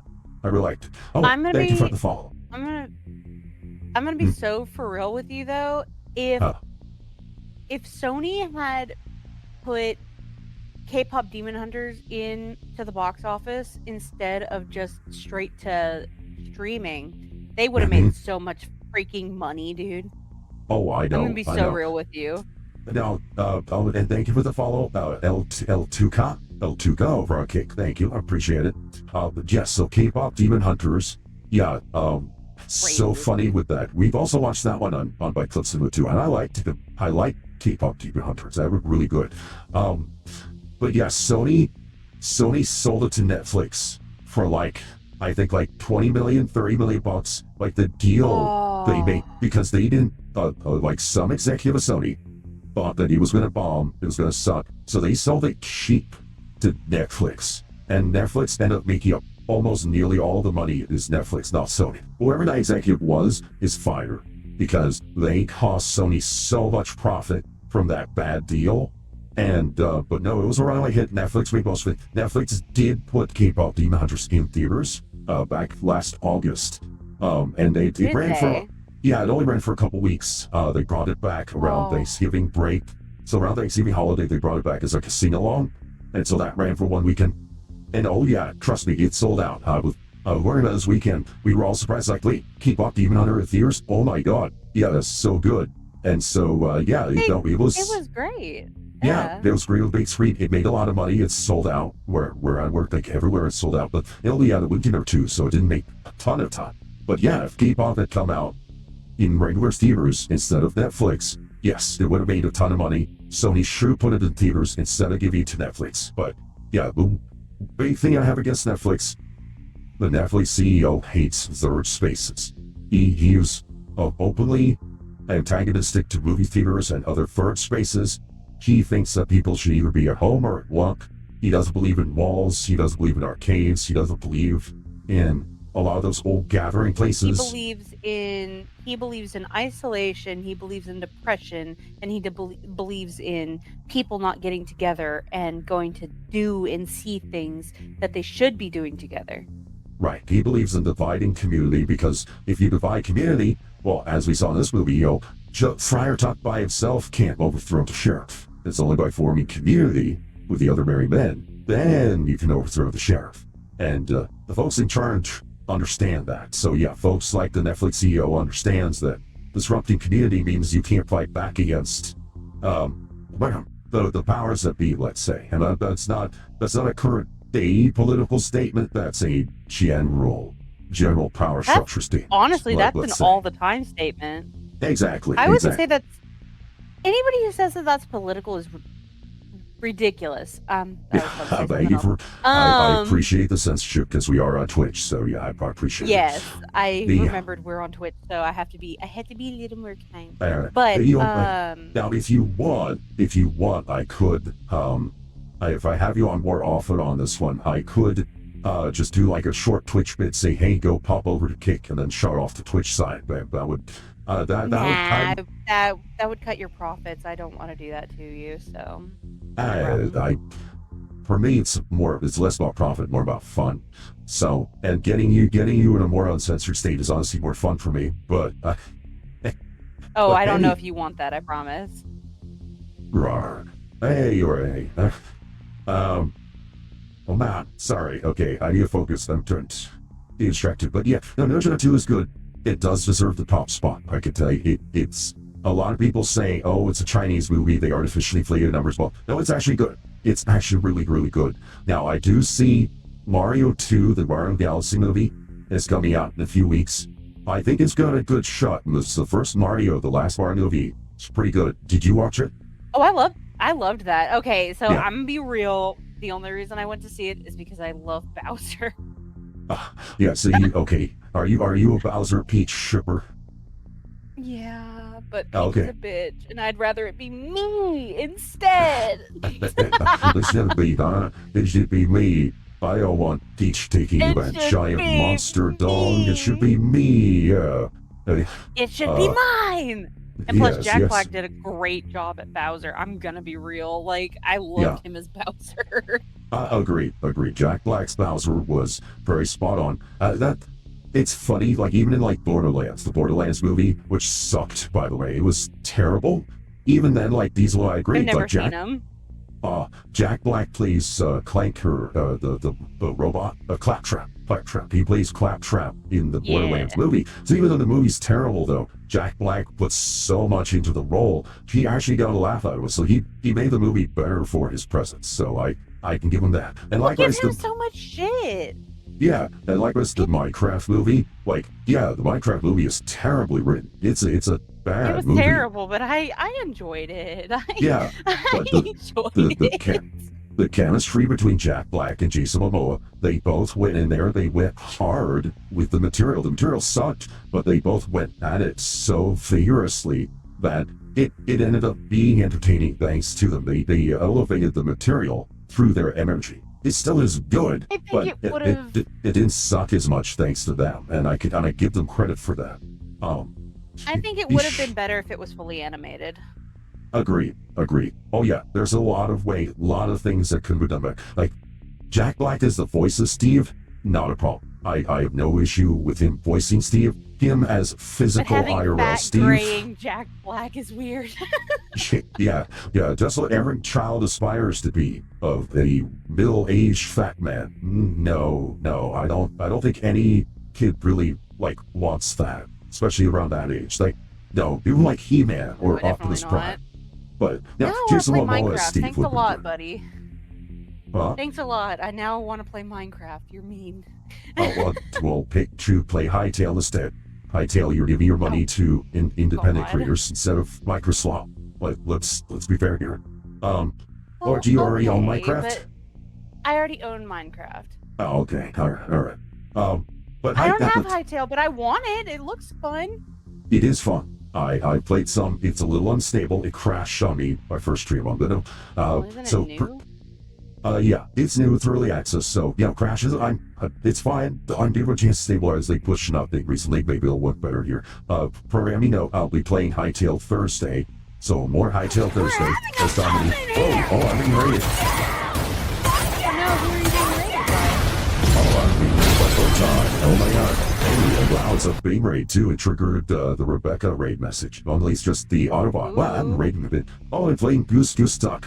Yes, Photon loves Goose Duck. Have you played Goose Duck, Opus? I have not. It's Also, a pretty I'm currently doing a woman's job and making myself a sandwich. So excellent. I approve. That's good girl. I'm Good sure girl. you do. I'm sure. Oh, hey, Remy. Oh my god, that was a massive hate message. Oh my god, that's insane. Oh, Also, I wow. just realized that Dark Break hit a 15 stream streak with me. Oh my god, that's insane. I'm sorry for not pointing that out earlier, Dark Break. But hey, thanks for stopping by, Botan, and you missed the ad, thank goodness. How is Goose stuck? Hey, Remy. Thanks for stopping on by. I am so sorry. I know I haven't talked to you, either of you, in a while. I'm so sorry about that, honest. It's not you. It is entirely me. My life has He been... hasn't been talking to me either, if it makes y'all feel any better. No, my job situation hasn't been the best, so I have had to... when I come under stress or pressure, I tend to turtle, which is like I pull away socially to focus my energy elsewhere. It's just... I don't know, I think I can get that from my parents, because they did the same things. Like, times are tough, okay, social connections get cut off, and I gotta focus. So instead of reaching out to social connections to support me, I pull away to focus my energy inward to, like, barrel through. It's not... So basically what you're saying is we should pull you out of it. You can try, yeah, that's not too terrible. I have my weapons of choice. It's okay. I'll pull you out of it. Don't You follow me. do have a couple. You do have a couple weapons. That's true. Yeah, there are Only two a very couple. large I have an weapons. arsenal. Yeah, you do have Arsenal, what are you talking about? You have two very large weapons. Yes, right back there, very. Shut up. Somebody horny bonk him, please. Bonk him. Yeah, well, it's about times him. I get a bonk, but Bonton likes it when I'm horny.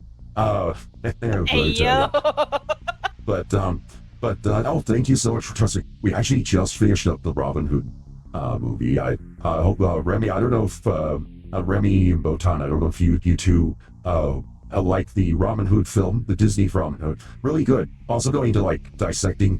I think I went on about Prince John, but he is this good villain, and the good commentary. He's a great villain. Yeah, it's surprising. It is surprising how much adult nuance one can read into, like, just a classic animated film. If you enjoy just on the surface, you can read things into it. Of course, most of the subtext is in the original text. Like, most of the subtext of Robin Hood is in the Legend of Robin Hood, so that's where it gets it from, fundamentally. So, but that's fine. But it's a really good telling of make Robin. it furry. Yeah, it's Robin Hood but furry, yeah. Furries make everything better. I've seen Robin Hood Men in Tights. I've seen this one. Surprisingly, You've never watched. You've never seen Men in Tights, or you have seen Men in Tights? I have. Yeah, Men in Tights and this are the two Robin Hoods I've seen. The main ones, I'm trying to remember, because there's a classic Robin Hood from Errol Flynn days, right? Oh, Omicron. Oh, thank you for stopping by. Hey, Bunny Raid. Yes, bunnies. Do you have a bunny avatar, Opus? You have a cat, you have a dog, you have I have everything creature. under the sun except for so I'm currently making a fox, which I haven't touched her in forever. Right. I've made a sea bunny, like a slug character before, but I don't think I've made a bunny Sona in a long time. Okay, honey. But I need to, because yeah, bunnies are super common, so I understand, like cats, bunnies. Oh, you get cats, bunnies, foxes, wolves, and dogs. It's I think so are basic, and I'm not trying to hate on anybody's species of choice, but like, add something that nobody else has into it if you're gonna go with something basic like that. Like, do something unique. Stop making yourself look like every other furry. Yeah, exactly. Now, Botan is about us, not about Botan. Botan is an excellent bunny. Botan's not a furry bunny. She's a, like, anime bunny. She's a be clear. Nico. She's a Yeah, Nico yeah, bunny yeah. girl. Okay. Yeah, So she's yeah, not a which- furry at all. No. But, bunny furry and bunny Nico, but related. This kissing cousin, this is No. for certain. No. Like, you and They Botan are- can totally make out. You would want that. But you're not going to get that. Well, okay. I see how it is. Hey, Botan, get over Never here. I'll put a enough. collar on you two, and Oh my god. the Remy would stand up to the side going, go, go, go. Greetings! Thanks for checking in, Botan. Thanks Goose for checking stuff in. was I'm fun still a for you. piece of garbage. Yes. You are the second person I know of who knows that clip. I love Chai. that clip. It's great. Yeah, the other person who likes the Chai Links, she's also really into that one. Now, Chai is a furry. Chai Links is a furry. Knew her. Mhm. I actually haven't checked in on her in a while. I should see how she's doing. I haven't talked to her in a while. Just a bun. Yeah, your bun. You're fun on a bun, Botan. Yes. But once things settle down and I get a better schedule, I will. Because I want to do Wicked 2, because I think you did Wicked the Oh first god, one. please don't. Oh god, What? please don't. Please don't do Wicked 2. Well, I did the first Don't one. do Wicked. I've already done the Okay, first one. I'm gonna be so for real. I hate Wicked, and I'm a musical theater nerd. I don't like the movies. They are terrible. Okay. Oh god. That's. Have you seen the first one, or you have seen both of them, or just the first one? I refuse to watch the movies. I've watched Okay. synopsises of them, and they are Okay. they're awful. All right. And I know I'm gonna get a lot of shit for that, but like, the only reason people like it is because they want to ship the two main characters. That's why. That's why people like it. Yeah. And I when- hate it. lot of Yuri fans in there. Yeah. It's like, Um, bro, it's not even about the Yuri. They're friends. Stop trying to make Yeah. everything gay. I'm a bisexual, by the way, so I'm allowed to say that. Oh yeah. Yeah. You and I are both on the queer spectrum. Yeah. But yes, I'm just a bun. Yeah. We'll also be doing the FNAF 2. I don't know. Have you watched Five Nights at Freddy's, the first movie? I love both of them. Okay, awesome. I haven't seen the second one yet. I got one of my friends, Goth Brony. He's really been looking forward to us. He was part of the first one. He wants us to do the second one. So once Diesel and Sage are available, I'll be doing FNAF 2 here at some please point. invite me. All right, we'll do. I was thinking end of the month. End of the month is looking good for that. So I'll follow up.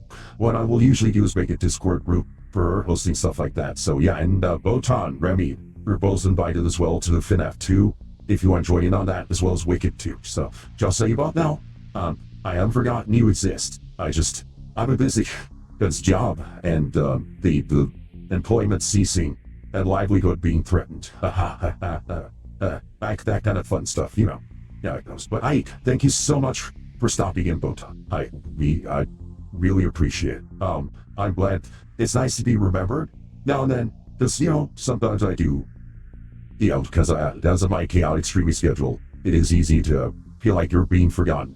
But, it really cheers me up to what you did there. So I appreciate it, Botan. By the way, and the person with me, Botan, is Haunted Opus. She's also really great. She's a furry artist who is very good at her craft. So that's why we're doing commentary here on Robin Hood. So sorry, I forgot to introduce you to the other people. I'm That's my actually bad. doing an art piece for this weirdo later down the line. He wants Roxy from FNAF Security Breach in my art Yeah. style. Yeah, Roxy, your favorite.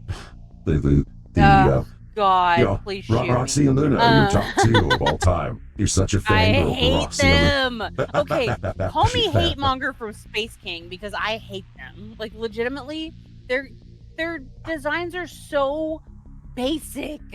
Oh, I am a Look. purist when it comes to making a character look cool. and that's not cool.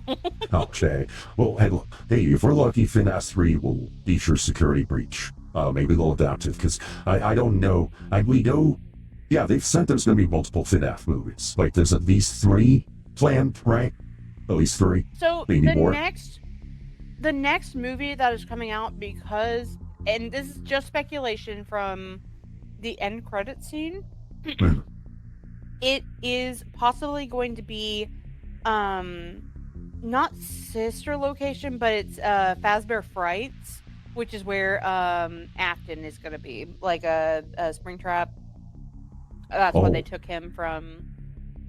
Okay, so the one, from the the one plates. where it's like, the first, because first FNAF is just in the one pizzeria. Second FNAF is in a different pizzeria. No, wait, no, right? It's in the first location. It's in the first location that they ever had, but they had to move over because of the accident that happened at the first location. Right, so the first game is in the second location. The second game is in the original location. Third game is in it's after like a fire and they recover some artifacts. You're not in other locations. You're in like a museum. What was it? You're in like a haunted house of some sort. Yeah, it's like Springtrap. Then there was the one with the dream. The victim of the Byte of 87. That's FNAF 4. That's FNAF 4. That's the fourth one. The nightmare. Wow. They've already been using elements of FNAF 4. I feel like I could see in the first movie where you could do the dream interaction. I felt like that was a FNAF 4 reference, so they're already using that mechanic to an extent. So I don't. So maybe they're not gonna have that as a movie because there's not much you can go off with that. Right, exactly. It was all a dream. That's kind of lame. So yeah, they're just using the mechanic. Sister Location has enough for a movie. I feel like because it expands the world and it introduces the other doll types. But yeah, the question is, could you have security breach? Because there was like a world reset, right? Like the VR, I think the FNAF VR, they reset the world. So like all of the FNAF games before the VR were treated as works of fiction in the metaverse. It's like, yes, these are fictional games based on our history, but they're just propaganda. Don't believe them. That didn't actually happen. And so it kind of like did a reset of like, these are just like based on the lore. They're not actually what happened. I think. I don't know. Have you played the games? So I've seen Mark play the games. Okay, same. Yeah. I didn't watch the VR one though. I did watch security breach playthroughs though. Well, yeah, of course you did. Well, we know you did. Security breach probably isn't a game I could play because I'm not good at the stealth stuff. I'd probably die a lot. I probably would die a lot too. It's okay. I'm not good at stealth stuff either. I'm a very guns blazing, going in, swinging type person. Yeah. I admire those who can, but yeah, I would say Sister Location and Security Breach. Those two are the ones with enough plot, I would say. But you gotta work your way up to Security Breach though, because you can't just do that next. Because the true ending of Security Breach, you have to work your way to that because of the way it ties into what came before it. Afton's still, because you have the whole thing like Afton is still alive, quote unquote. He's still trying to break out. How the hell he's still alive? Nobody knows. Well, I think the theory is he's not allowed to die. Like, no, he's either it's an eternal suffering or some shit. Yeah. There's the spirits of the either the mimic or no, isn't it? I think it's Golden Freddy or the mimic, like permanently traps him in there because every second he's in that suit, he's suffering, and so they keep him there. I think it's a mix of both Golden Freddy and the kid who goes in the big bad from FNAF 2. I think she's not the mimic, is she? I might be wrong when I say the mimic. I'm the thing that's just the clown mask and the black body. Oh yeah, the one that gave them life. The one that enabled the soul transfer into the animatronics. Right. Is that the mimic, or am I thinking something? Because there is actually a FNAF mimic game, if memory serves. Yeah, there's a FNAF mimic game. I don't remember. I'd have to go back into some lore videos. Oh God, here we go. Oh no. FNAF lore, Okay. autism. Ugh. Well, hey, if you want to break that down before we get into FNAF 2, I can have you as the lore expert for our watch through. That sound good? Because I mean, shit. I'll be the lore expert on any watch through I go into if you want, because I love movies. Like they're my favorite thing ever. Awesome. You know, there's a few that I'm lore expert on, like Transformers. Oh God, yeah. Yeah, but yes, something like FNAF. I know more than the average person, but less than an expert. I'm not a Matt Pat tier, for example. Yeah. I'm not either, but I can certainly get there if I need to. Yeah. It's fun, and Scott Cawthorn's a pretty cool guy as well. I like his stuff. And the respect they showed the fans, especially in the first movie. Hats off to him. But yeah, that's FNAF 2. That's coming up, so look forward to that. Wow, yeah, that was a big tangent, but that's okay. Let's see. We should definitely do Alice in Wonderland at some point. Agreed. Okay. Yes. Paul22. Thank you for the follow over on Kick. I appreciate it. Wow. Okay. I think I've got like 80 people following me on Kick now. That's crazy. Thank you. Hey. Geez, and yeah, my Twitch and my Kick CVC are both in the teams. Whoa, yay, that's nice. It's nice to have. Let's see. Trying to think if there's anything else, but oh, okay. Well, let's start to wind down, because yeah, I think we've with all the tangents are fun though. Don't get me wrong. I like going on tangents with you. That's what streams are for, man. I know, it's great. Any final thoughts on Robin Hood? Boy, wrap up. I think it's most definitely a furry starter pack movie for sure. 95% of furries have seen it. I should not have been taking a sip of water when you said that. That caught me off guard. What do you mean? I almost spat out my drink. That made me laugh. I almost spat that out onto my mic. I held back. No mess. But jeez, okay. But maybe I didn't know you were a for spitter. furries. I didn't know your mama raised you to be a spitter. Hey. Oh. I got your ass. All right. Well. All right. Okay. Obedience school definitely needed for this one. Oh yes. All right. Hey. But furry starter pack. Okay. Now you could say, or to wrap this up as well, so you could say this whole thing that this was Opus Ration Epic Furry. Oh God, don't. Don't. The amount of furry jokes that come from Operation Epic Fury have been fucking ridiculous. I know, it's great. I am all for a good pun and a good dad joke, and you're all for the pun. Oh jeez. Okay, wow, that hurt. Oh jeez. Yeah, that hit. Okay, all right, I didn't leave that one. I feel bad because I didn't think of that one first. To be fair, to be fair. Anyway, in all fairness, no. Oh God. Oh, they won't stop my brain. He's becoming a furry, guys. Oh no. Well, look, I did have Fembites as a horse. I don't know if you saw. I posted. I forgot if I posted on Twitter. I know I had on Blue Sky, but I did have.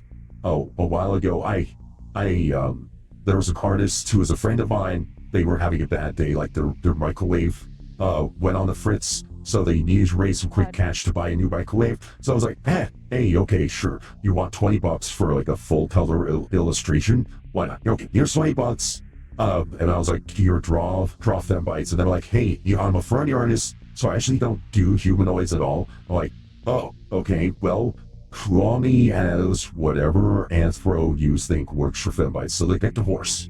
So this artist decided, hey, Fembites should be a horse furry. And I'm like, okay. And then it turns out it was Year of the Horse. So I just posted the image as like, hey, happy Year of the Horse. Here's Fembites as a horse. And according to you, apparently horse anthros have a certain rep, which I am not aware of. But horses have a huge rep in the furry community for being Yeah, so see, it was something. very But sexualized. I probably would, but yeah, so Fembites in I guess in art canon, and I didn't choose it. Again, I let the artists decide. But yeah, Fembites is canonically would have like a robot horse form. And so if he had a horse bites, there you go. The horse form, which given his equipment, let's say that's actually pretty appropriate. So there is that. But the artist didn't know that. That's what's funny. The artist didn't know that. So Oh God. I don't know what animal form Dominic would have. I would say I already know. Oh, you do? Okay. What would it be? Or do you want to surprise me? Oh God. I don't know. I don't know if you'd be ready for it. Okay.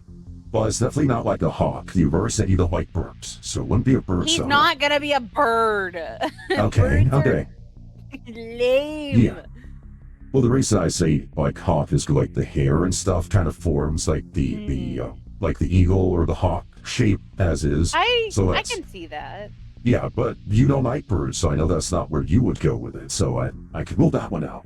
But I like owls, but he's not an owl. No, definitely he's not. Definitely a predatory animal. I'll nom on you, yes. Let's see. Yeah, I'll nom on Botan. Yeah, Botan's a bunny, so yeah, nom. Let's. Yeah, no. Robin Hood, great stuff. I'm glad I watched it. It's been like 3 years since I watched this movie. It's really fascinating. I hope they never remake it. I hope they keep it as is, or remaster it or something. I don't know. Yeah, re-release it. Like it'll be the 60th anniversary here, 2033. You know what? Re-release it. You know what I would want it to do? I would want them to do classic Walt Disney animation with it. So clean it up, do it as if Walt Disney himself were animating it, and then release it. Yeah, like do like a 4K remaster. Yeah, 100%. But I know they wouldn't, because they wouldn't want to spend that money, even though they have all the money in the world. Yeah. Disney has been allergic to money and good decision making for a bit. It's actually one of the reasons why a lot of movie theaters are closing or financially struggling, like mine. Disney's trail of flops doesn't just hurt them; it hurts the entire industry. Well, not only that, but things are just so expensive. That too. People are on hard times financially. A lot of discretionary funds are drying up, and movies are a discretionary fund. So, going out to the theaters is much more of an occasional thing, and it's one of the problems right now. People want a lot for their money, but there's really not much in the way of good deals out there, entertainment-wise. This is one reason I'm online so much, because hey, I can hop online. I pay a monthly fee to get access to the internet, but it's worth it. And I get to hang out with people like you and Botan and Remy and Buffy and all the others. It's really nice and wholesome. So, but hey, I'm glad I rewatched this, and I am also really happy I watched this again with you. Did you enjoy the Byte Club cinema experience, Opus? I think so. I think next time we do this, I'm going to try and get some of my people over here and have them watch with us. Like, not on the stream, obviously, but like in the comments or whatever. Okay. So they could be part of the convo, because they love typing. So I would love to have people, talk. I love whenever people chat with me. Yes. Now, to be fair, what's interesting with these streams, in terms of chat activity, Byte Club Cinema tends to have fairly low chat activity, but it will do very well on YouTube. So the VODs for these will tend to perform at best. Like, I think my top 10 video posts of all time, most of them are Byte Club Cinema. So these are things that people watch independently on their own. But yeah, Twitch-wise or streaming-wise, they do okay. But I do these because I love it. I love doing media commentary. I love reviewing things. It's just it's something I enjoyed. And with Diesel, I also like, because Diesel has not seen a lot of it. Like, he still hasn't seen Lord of the Rings. He hasn't seen the original Star Wars. He hasn't seen any of the Star Trek movies. He hasn't seen, like, RoboCop. There's, like, so many, like, foundational geek films that Diesel has not watched yet. And then I'm, like, trying to, like, I just got him to, like, the Mario 1993. He just got to see that for the first time last week. So, you know. So I feel good about that. Trying to expose him to good, bad, and everything in between. You know, round out his taste, and that's a lot of fun for me. Is I think that starting with classics like cornerstone films is always good, because then you could see like where it all goes later. Like, there's one film that I absolutely love, and it's not classic, but it's classic enough to where a lot of people haven't seen it. So the movie Zorro with Antonio Banderas and Anthony Hopkins. Oh God, I love it. Yeah. Yes. Yeah, that scene where, like, if you've seen the show Wednesday, that Morticia is literally in that movie, but she's younger, and oh God, she's beautiful. Yeah, that scene, the scene with the dress, that they had to fight. Yes. I think they said they had to fight to keep that scene in there. It is a good thing they did, because that was a good scene. How it was. Yeah, it's no, so fun. Yeah. And what I also like too, Anthony Hopkins' character. What I like there is it's implied that he was the Zorro of, like, the original films, like the 1960s films. Like, he was that Zorro, and he's handing it off to a new Zorro, which is very respectful. Respect for the classics is what I like. You also have, like, the 1970s Three Musketeers, also really good. The one that the Superman director, I forget his name now, Richard something or other. Like, he directed those two. Those were very good. I forgot to cast the other, but yeah, those were good. Have you seen those, the Three Musketeers? Yes. Awesome. Yeah, I actually don't know. Like, yeah, it sounds like you are, like, you're very well versed in film. Like, did you grow up with a ton of movies as a kid? So here's the thing: my biological father, huge movie buff. Well, used to. He's dead now. I'm sorry to hear that. No, it's fine. He died in August. But Oh. But no, he burned movies onto DVD discs so that he didn't have to buy them. Nice. And he had stacks upon stacks, and he didn't put them in cases.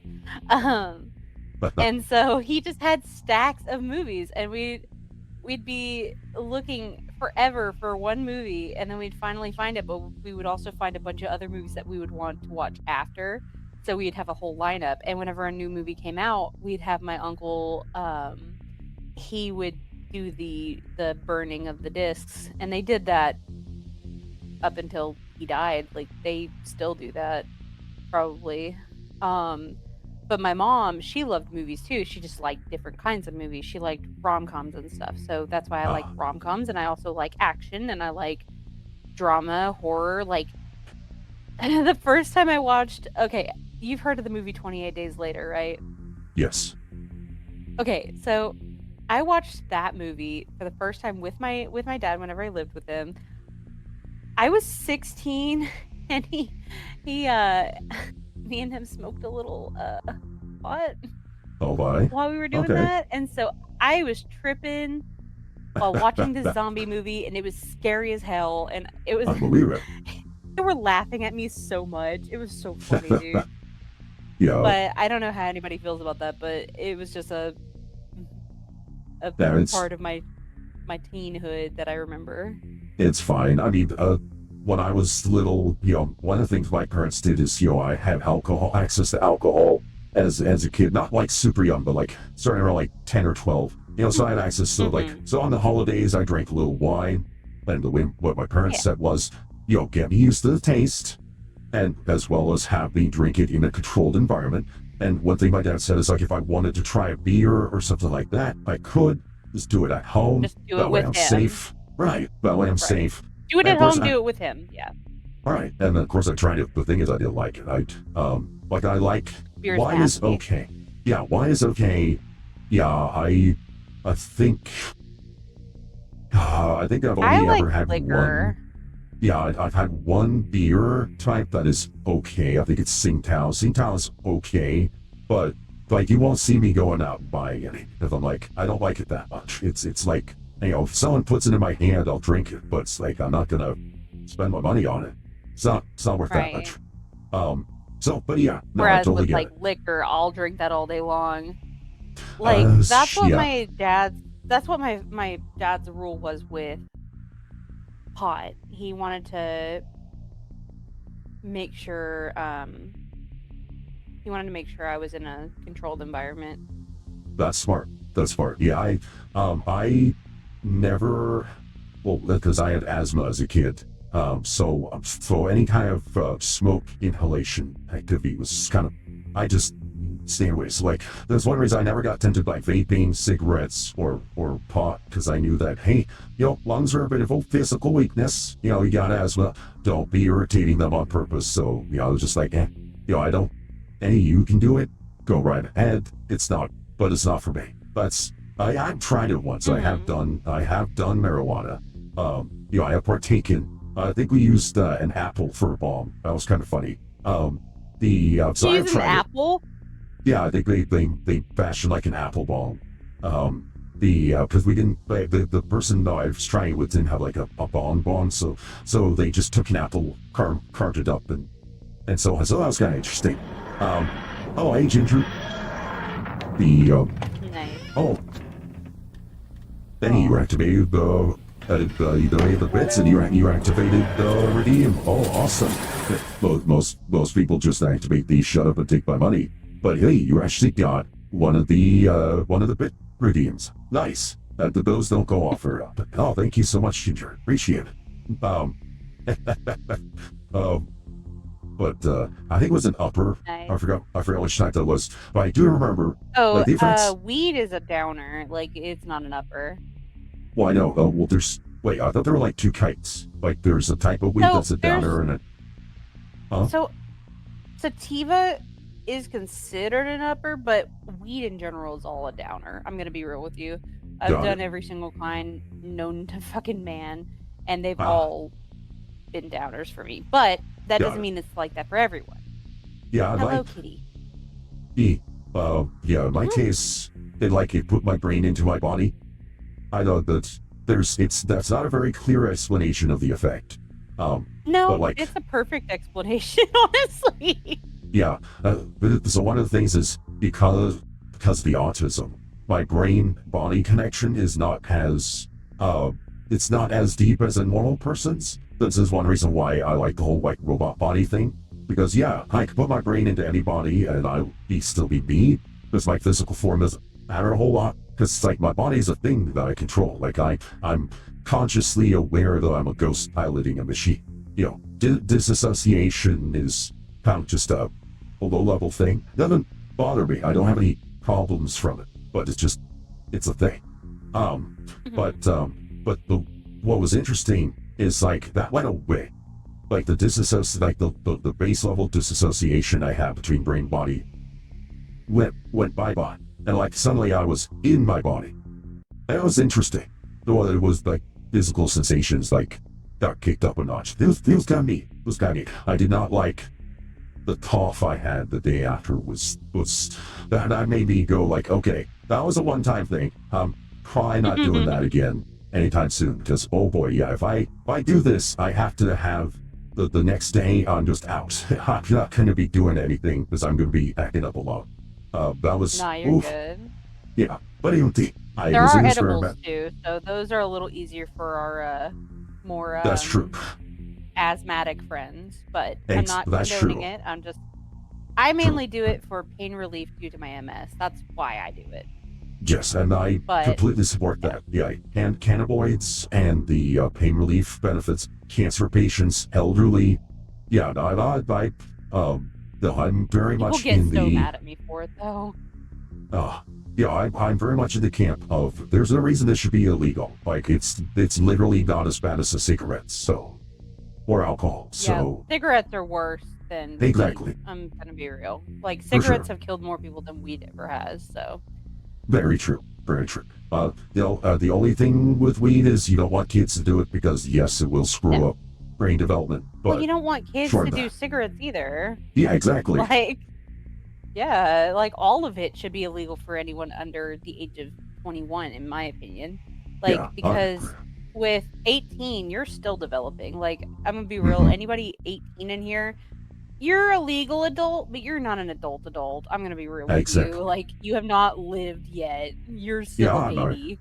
I agree. This is actually one reason why, like, I will make the case of if someone were to come out and say the age of consent or the age of majority should be raised to 21, I wouldn't really argue against it. I would be like, I can totally see the case for raising age of majority to 21.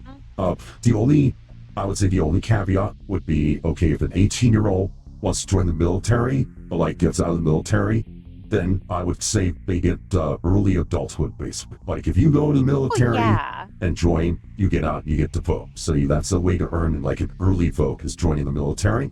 I would say I'd be cool with that. Right. But because 21 that's for everybody sacrificing else. your body and your entirety. Like, I feel like if you sacrifice yourself to become something bigger and part of the government or whatever you would call that, I feel like you have automatically showed that you're more mature, but you have to earn that. You have to get past boot camp. You have to not have any demerits or whatever the hell they call them in the military. Don't do anything stupid. Yeah, I agree. Earn your manhood. Yeah, exactly. Like I understood, like the case they made during Vietnam for lowering the voting age was, well, we could be drafted at 18 but can't vote. So they lowered the age, but they did for everybody.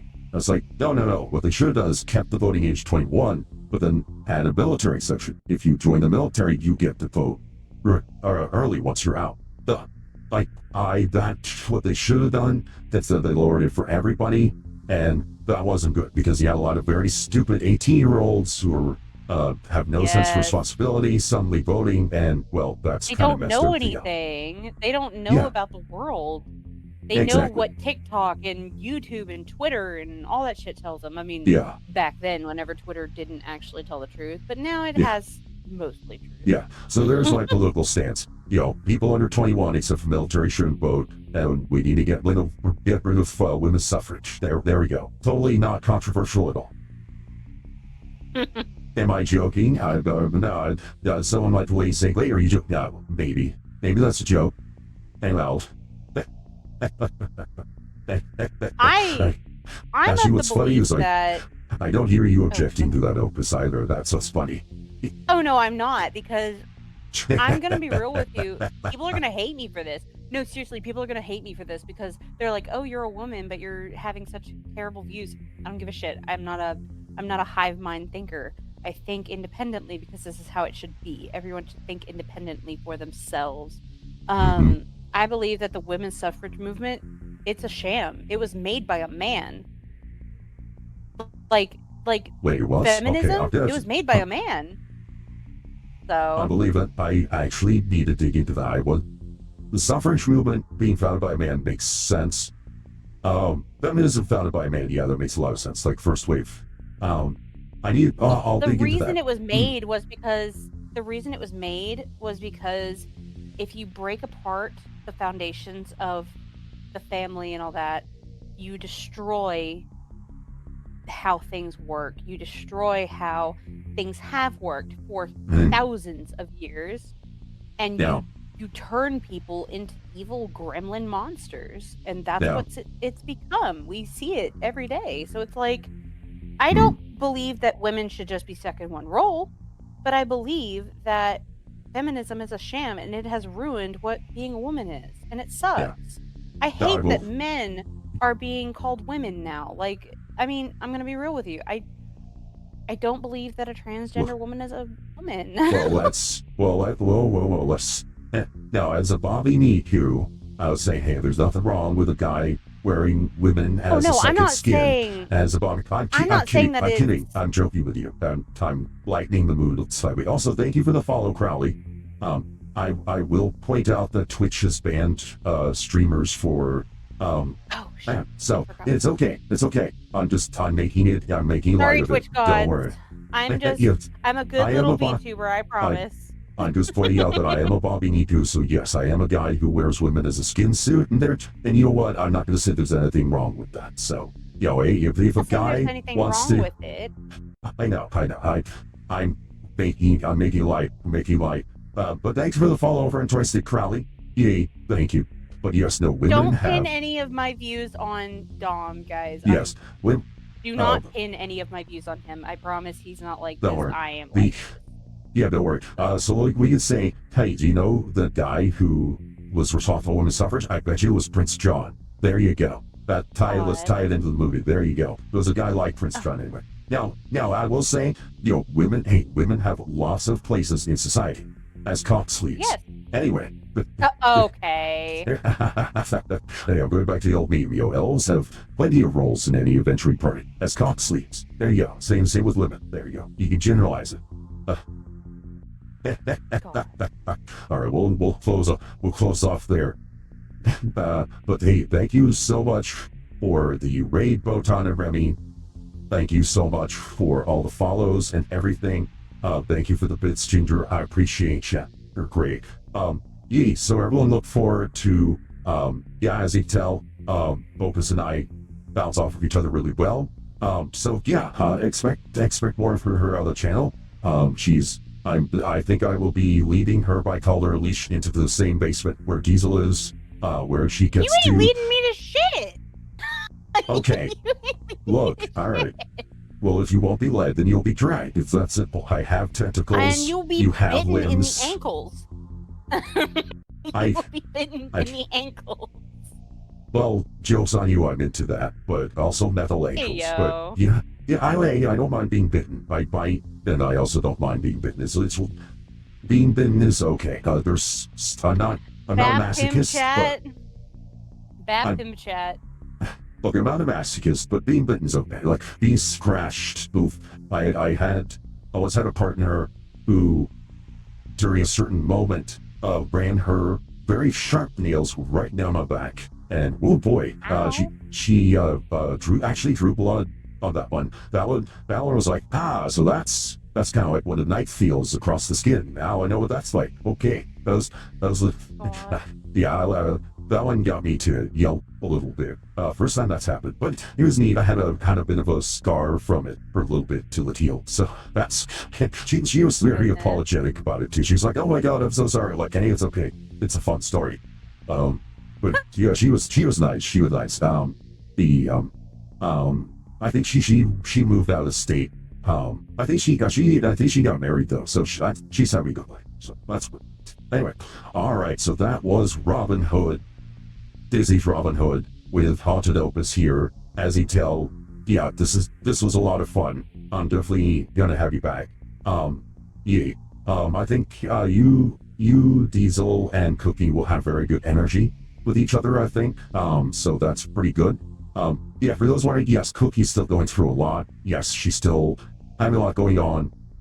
So if she's not able to join us yet, but Diesel is also just out. Friends, he'll be back. Don't worry, Diesel's not gone. He's still in my basement.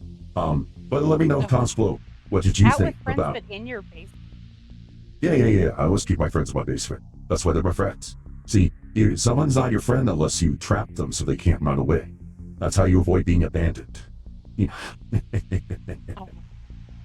if they can leave, they're not your friend. For the chat to know, I am not trapped in his basement, and he is false advertising. Fine. Better. Yeah. Well, I'll get you there eventually. I'll get you there. I doubt that. I'm going to scratch. I'll find something. Anyway, all right. Let me know in the comments below. What did you think of Disney's Robin Hood?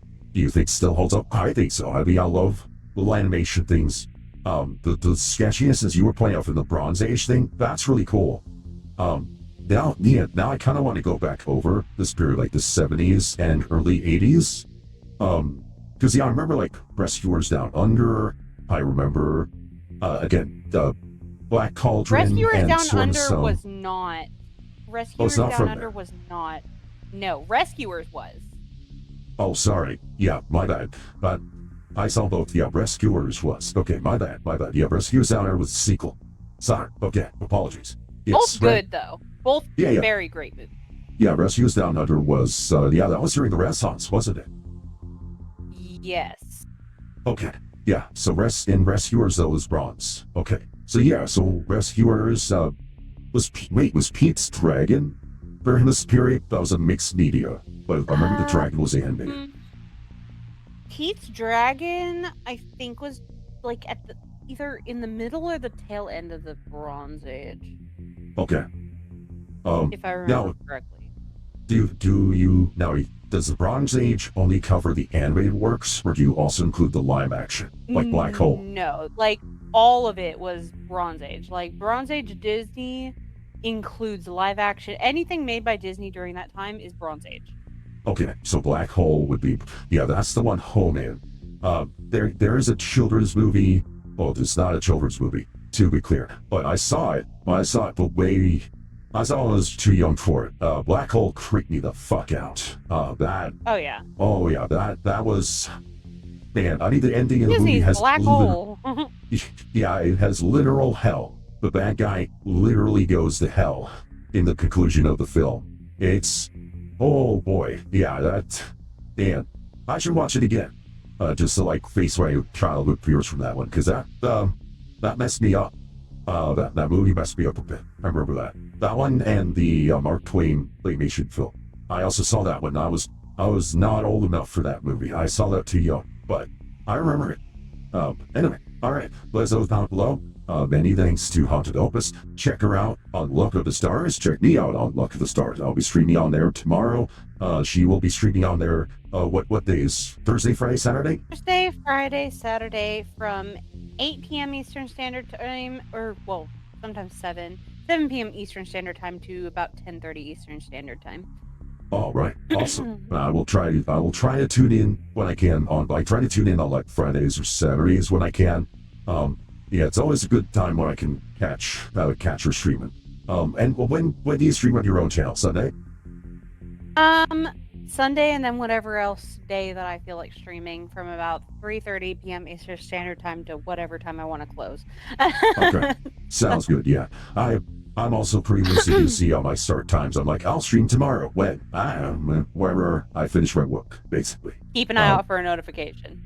Yeah, it is my worst habit as a streamer is not setting a definite start time. If I set definite start times, I probably get more viewers, to be fair. But It's just, yeah. All right. Let's see, and thank you all so much. This is Dominic Bytes signing out. When next we meet, may your robot body be fully charged. Do you have a standard sign-off tagline? Opus. Bye, bitches. That hurts. It's bye, bitches. All right.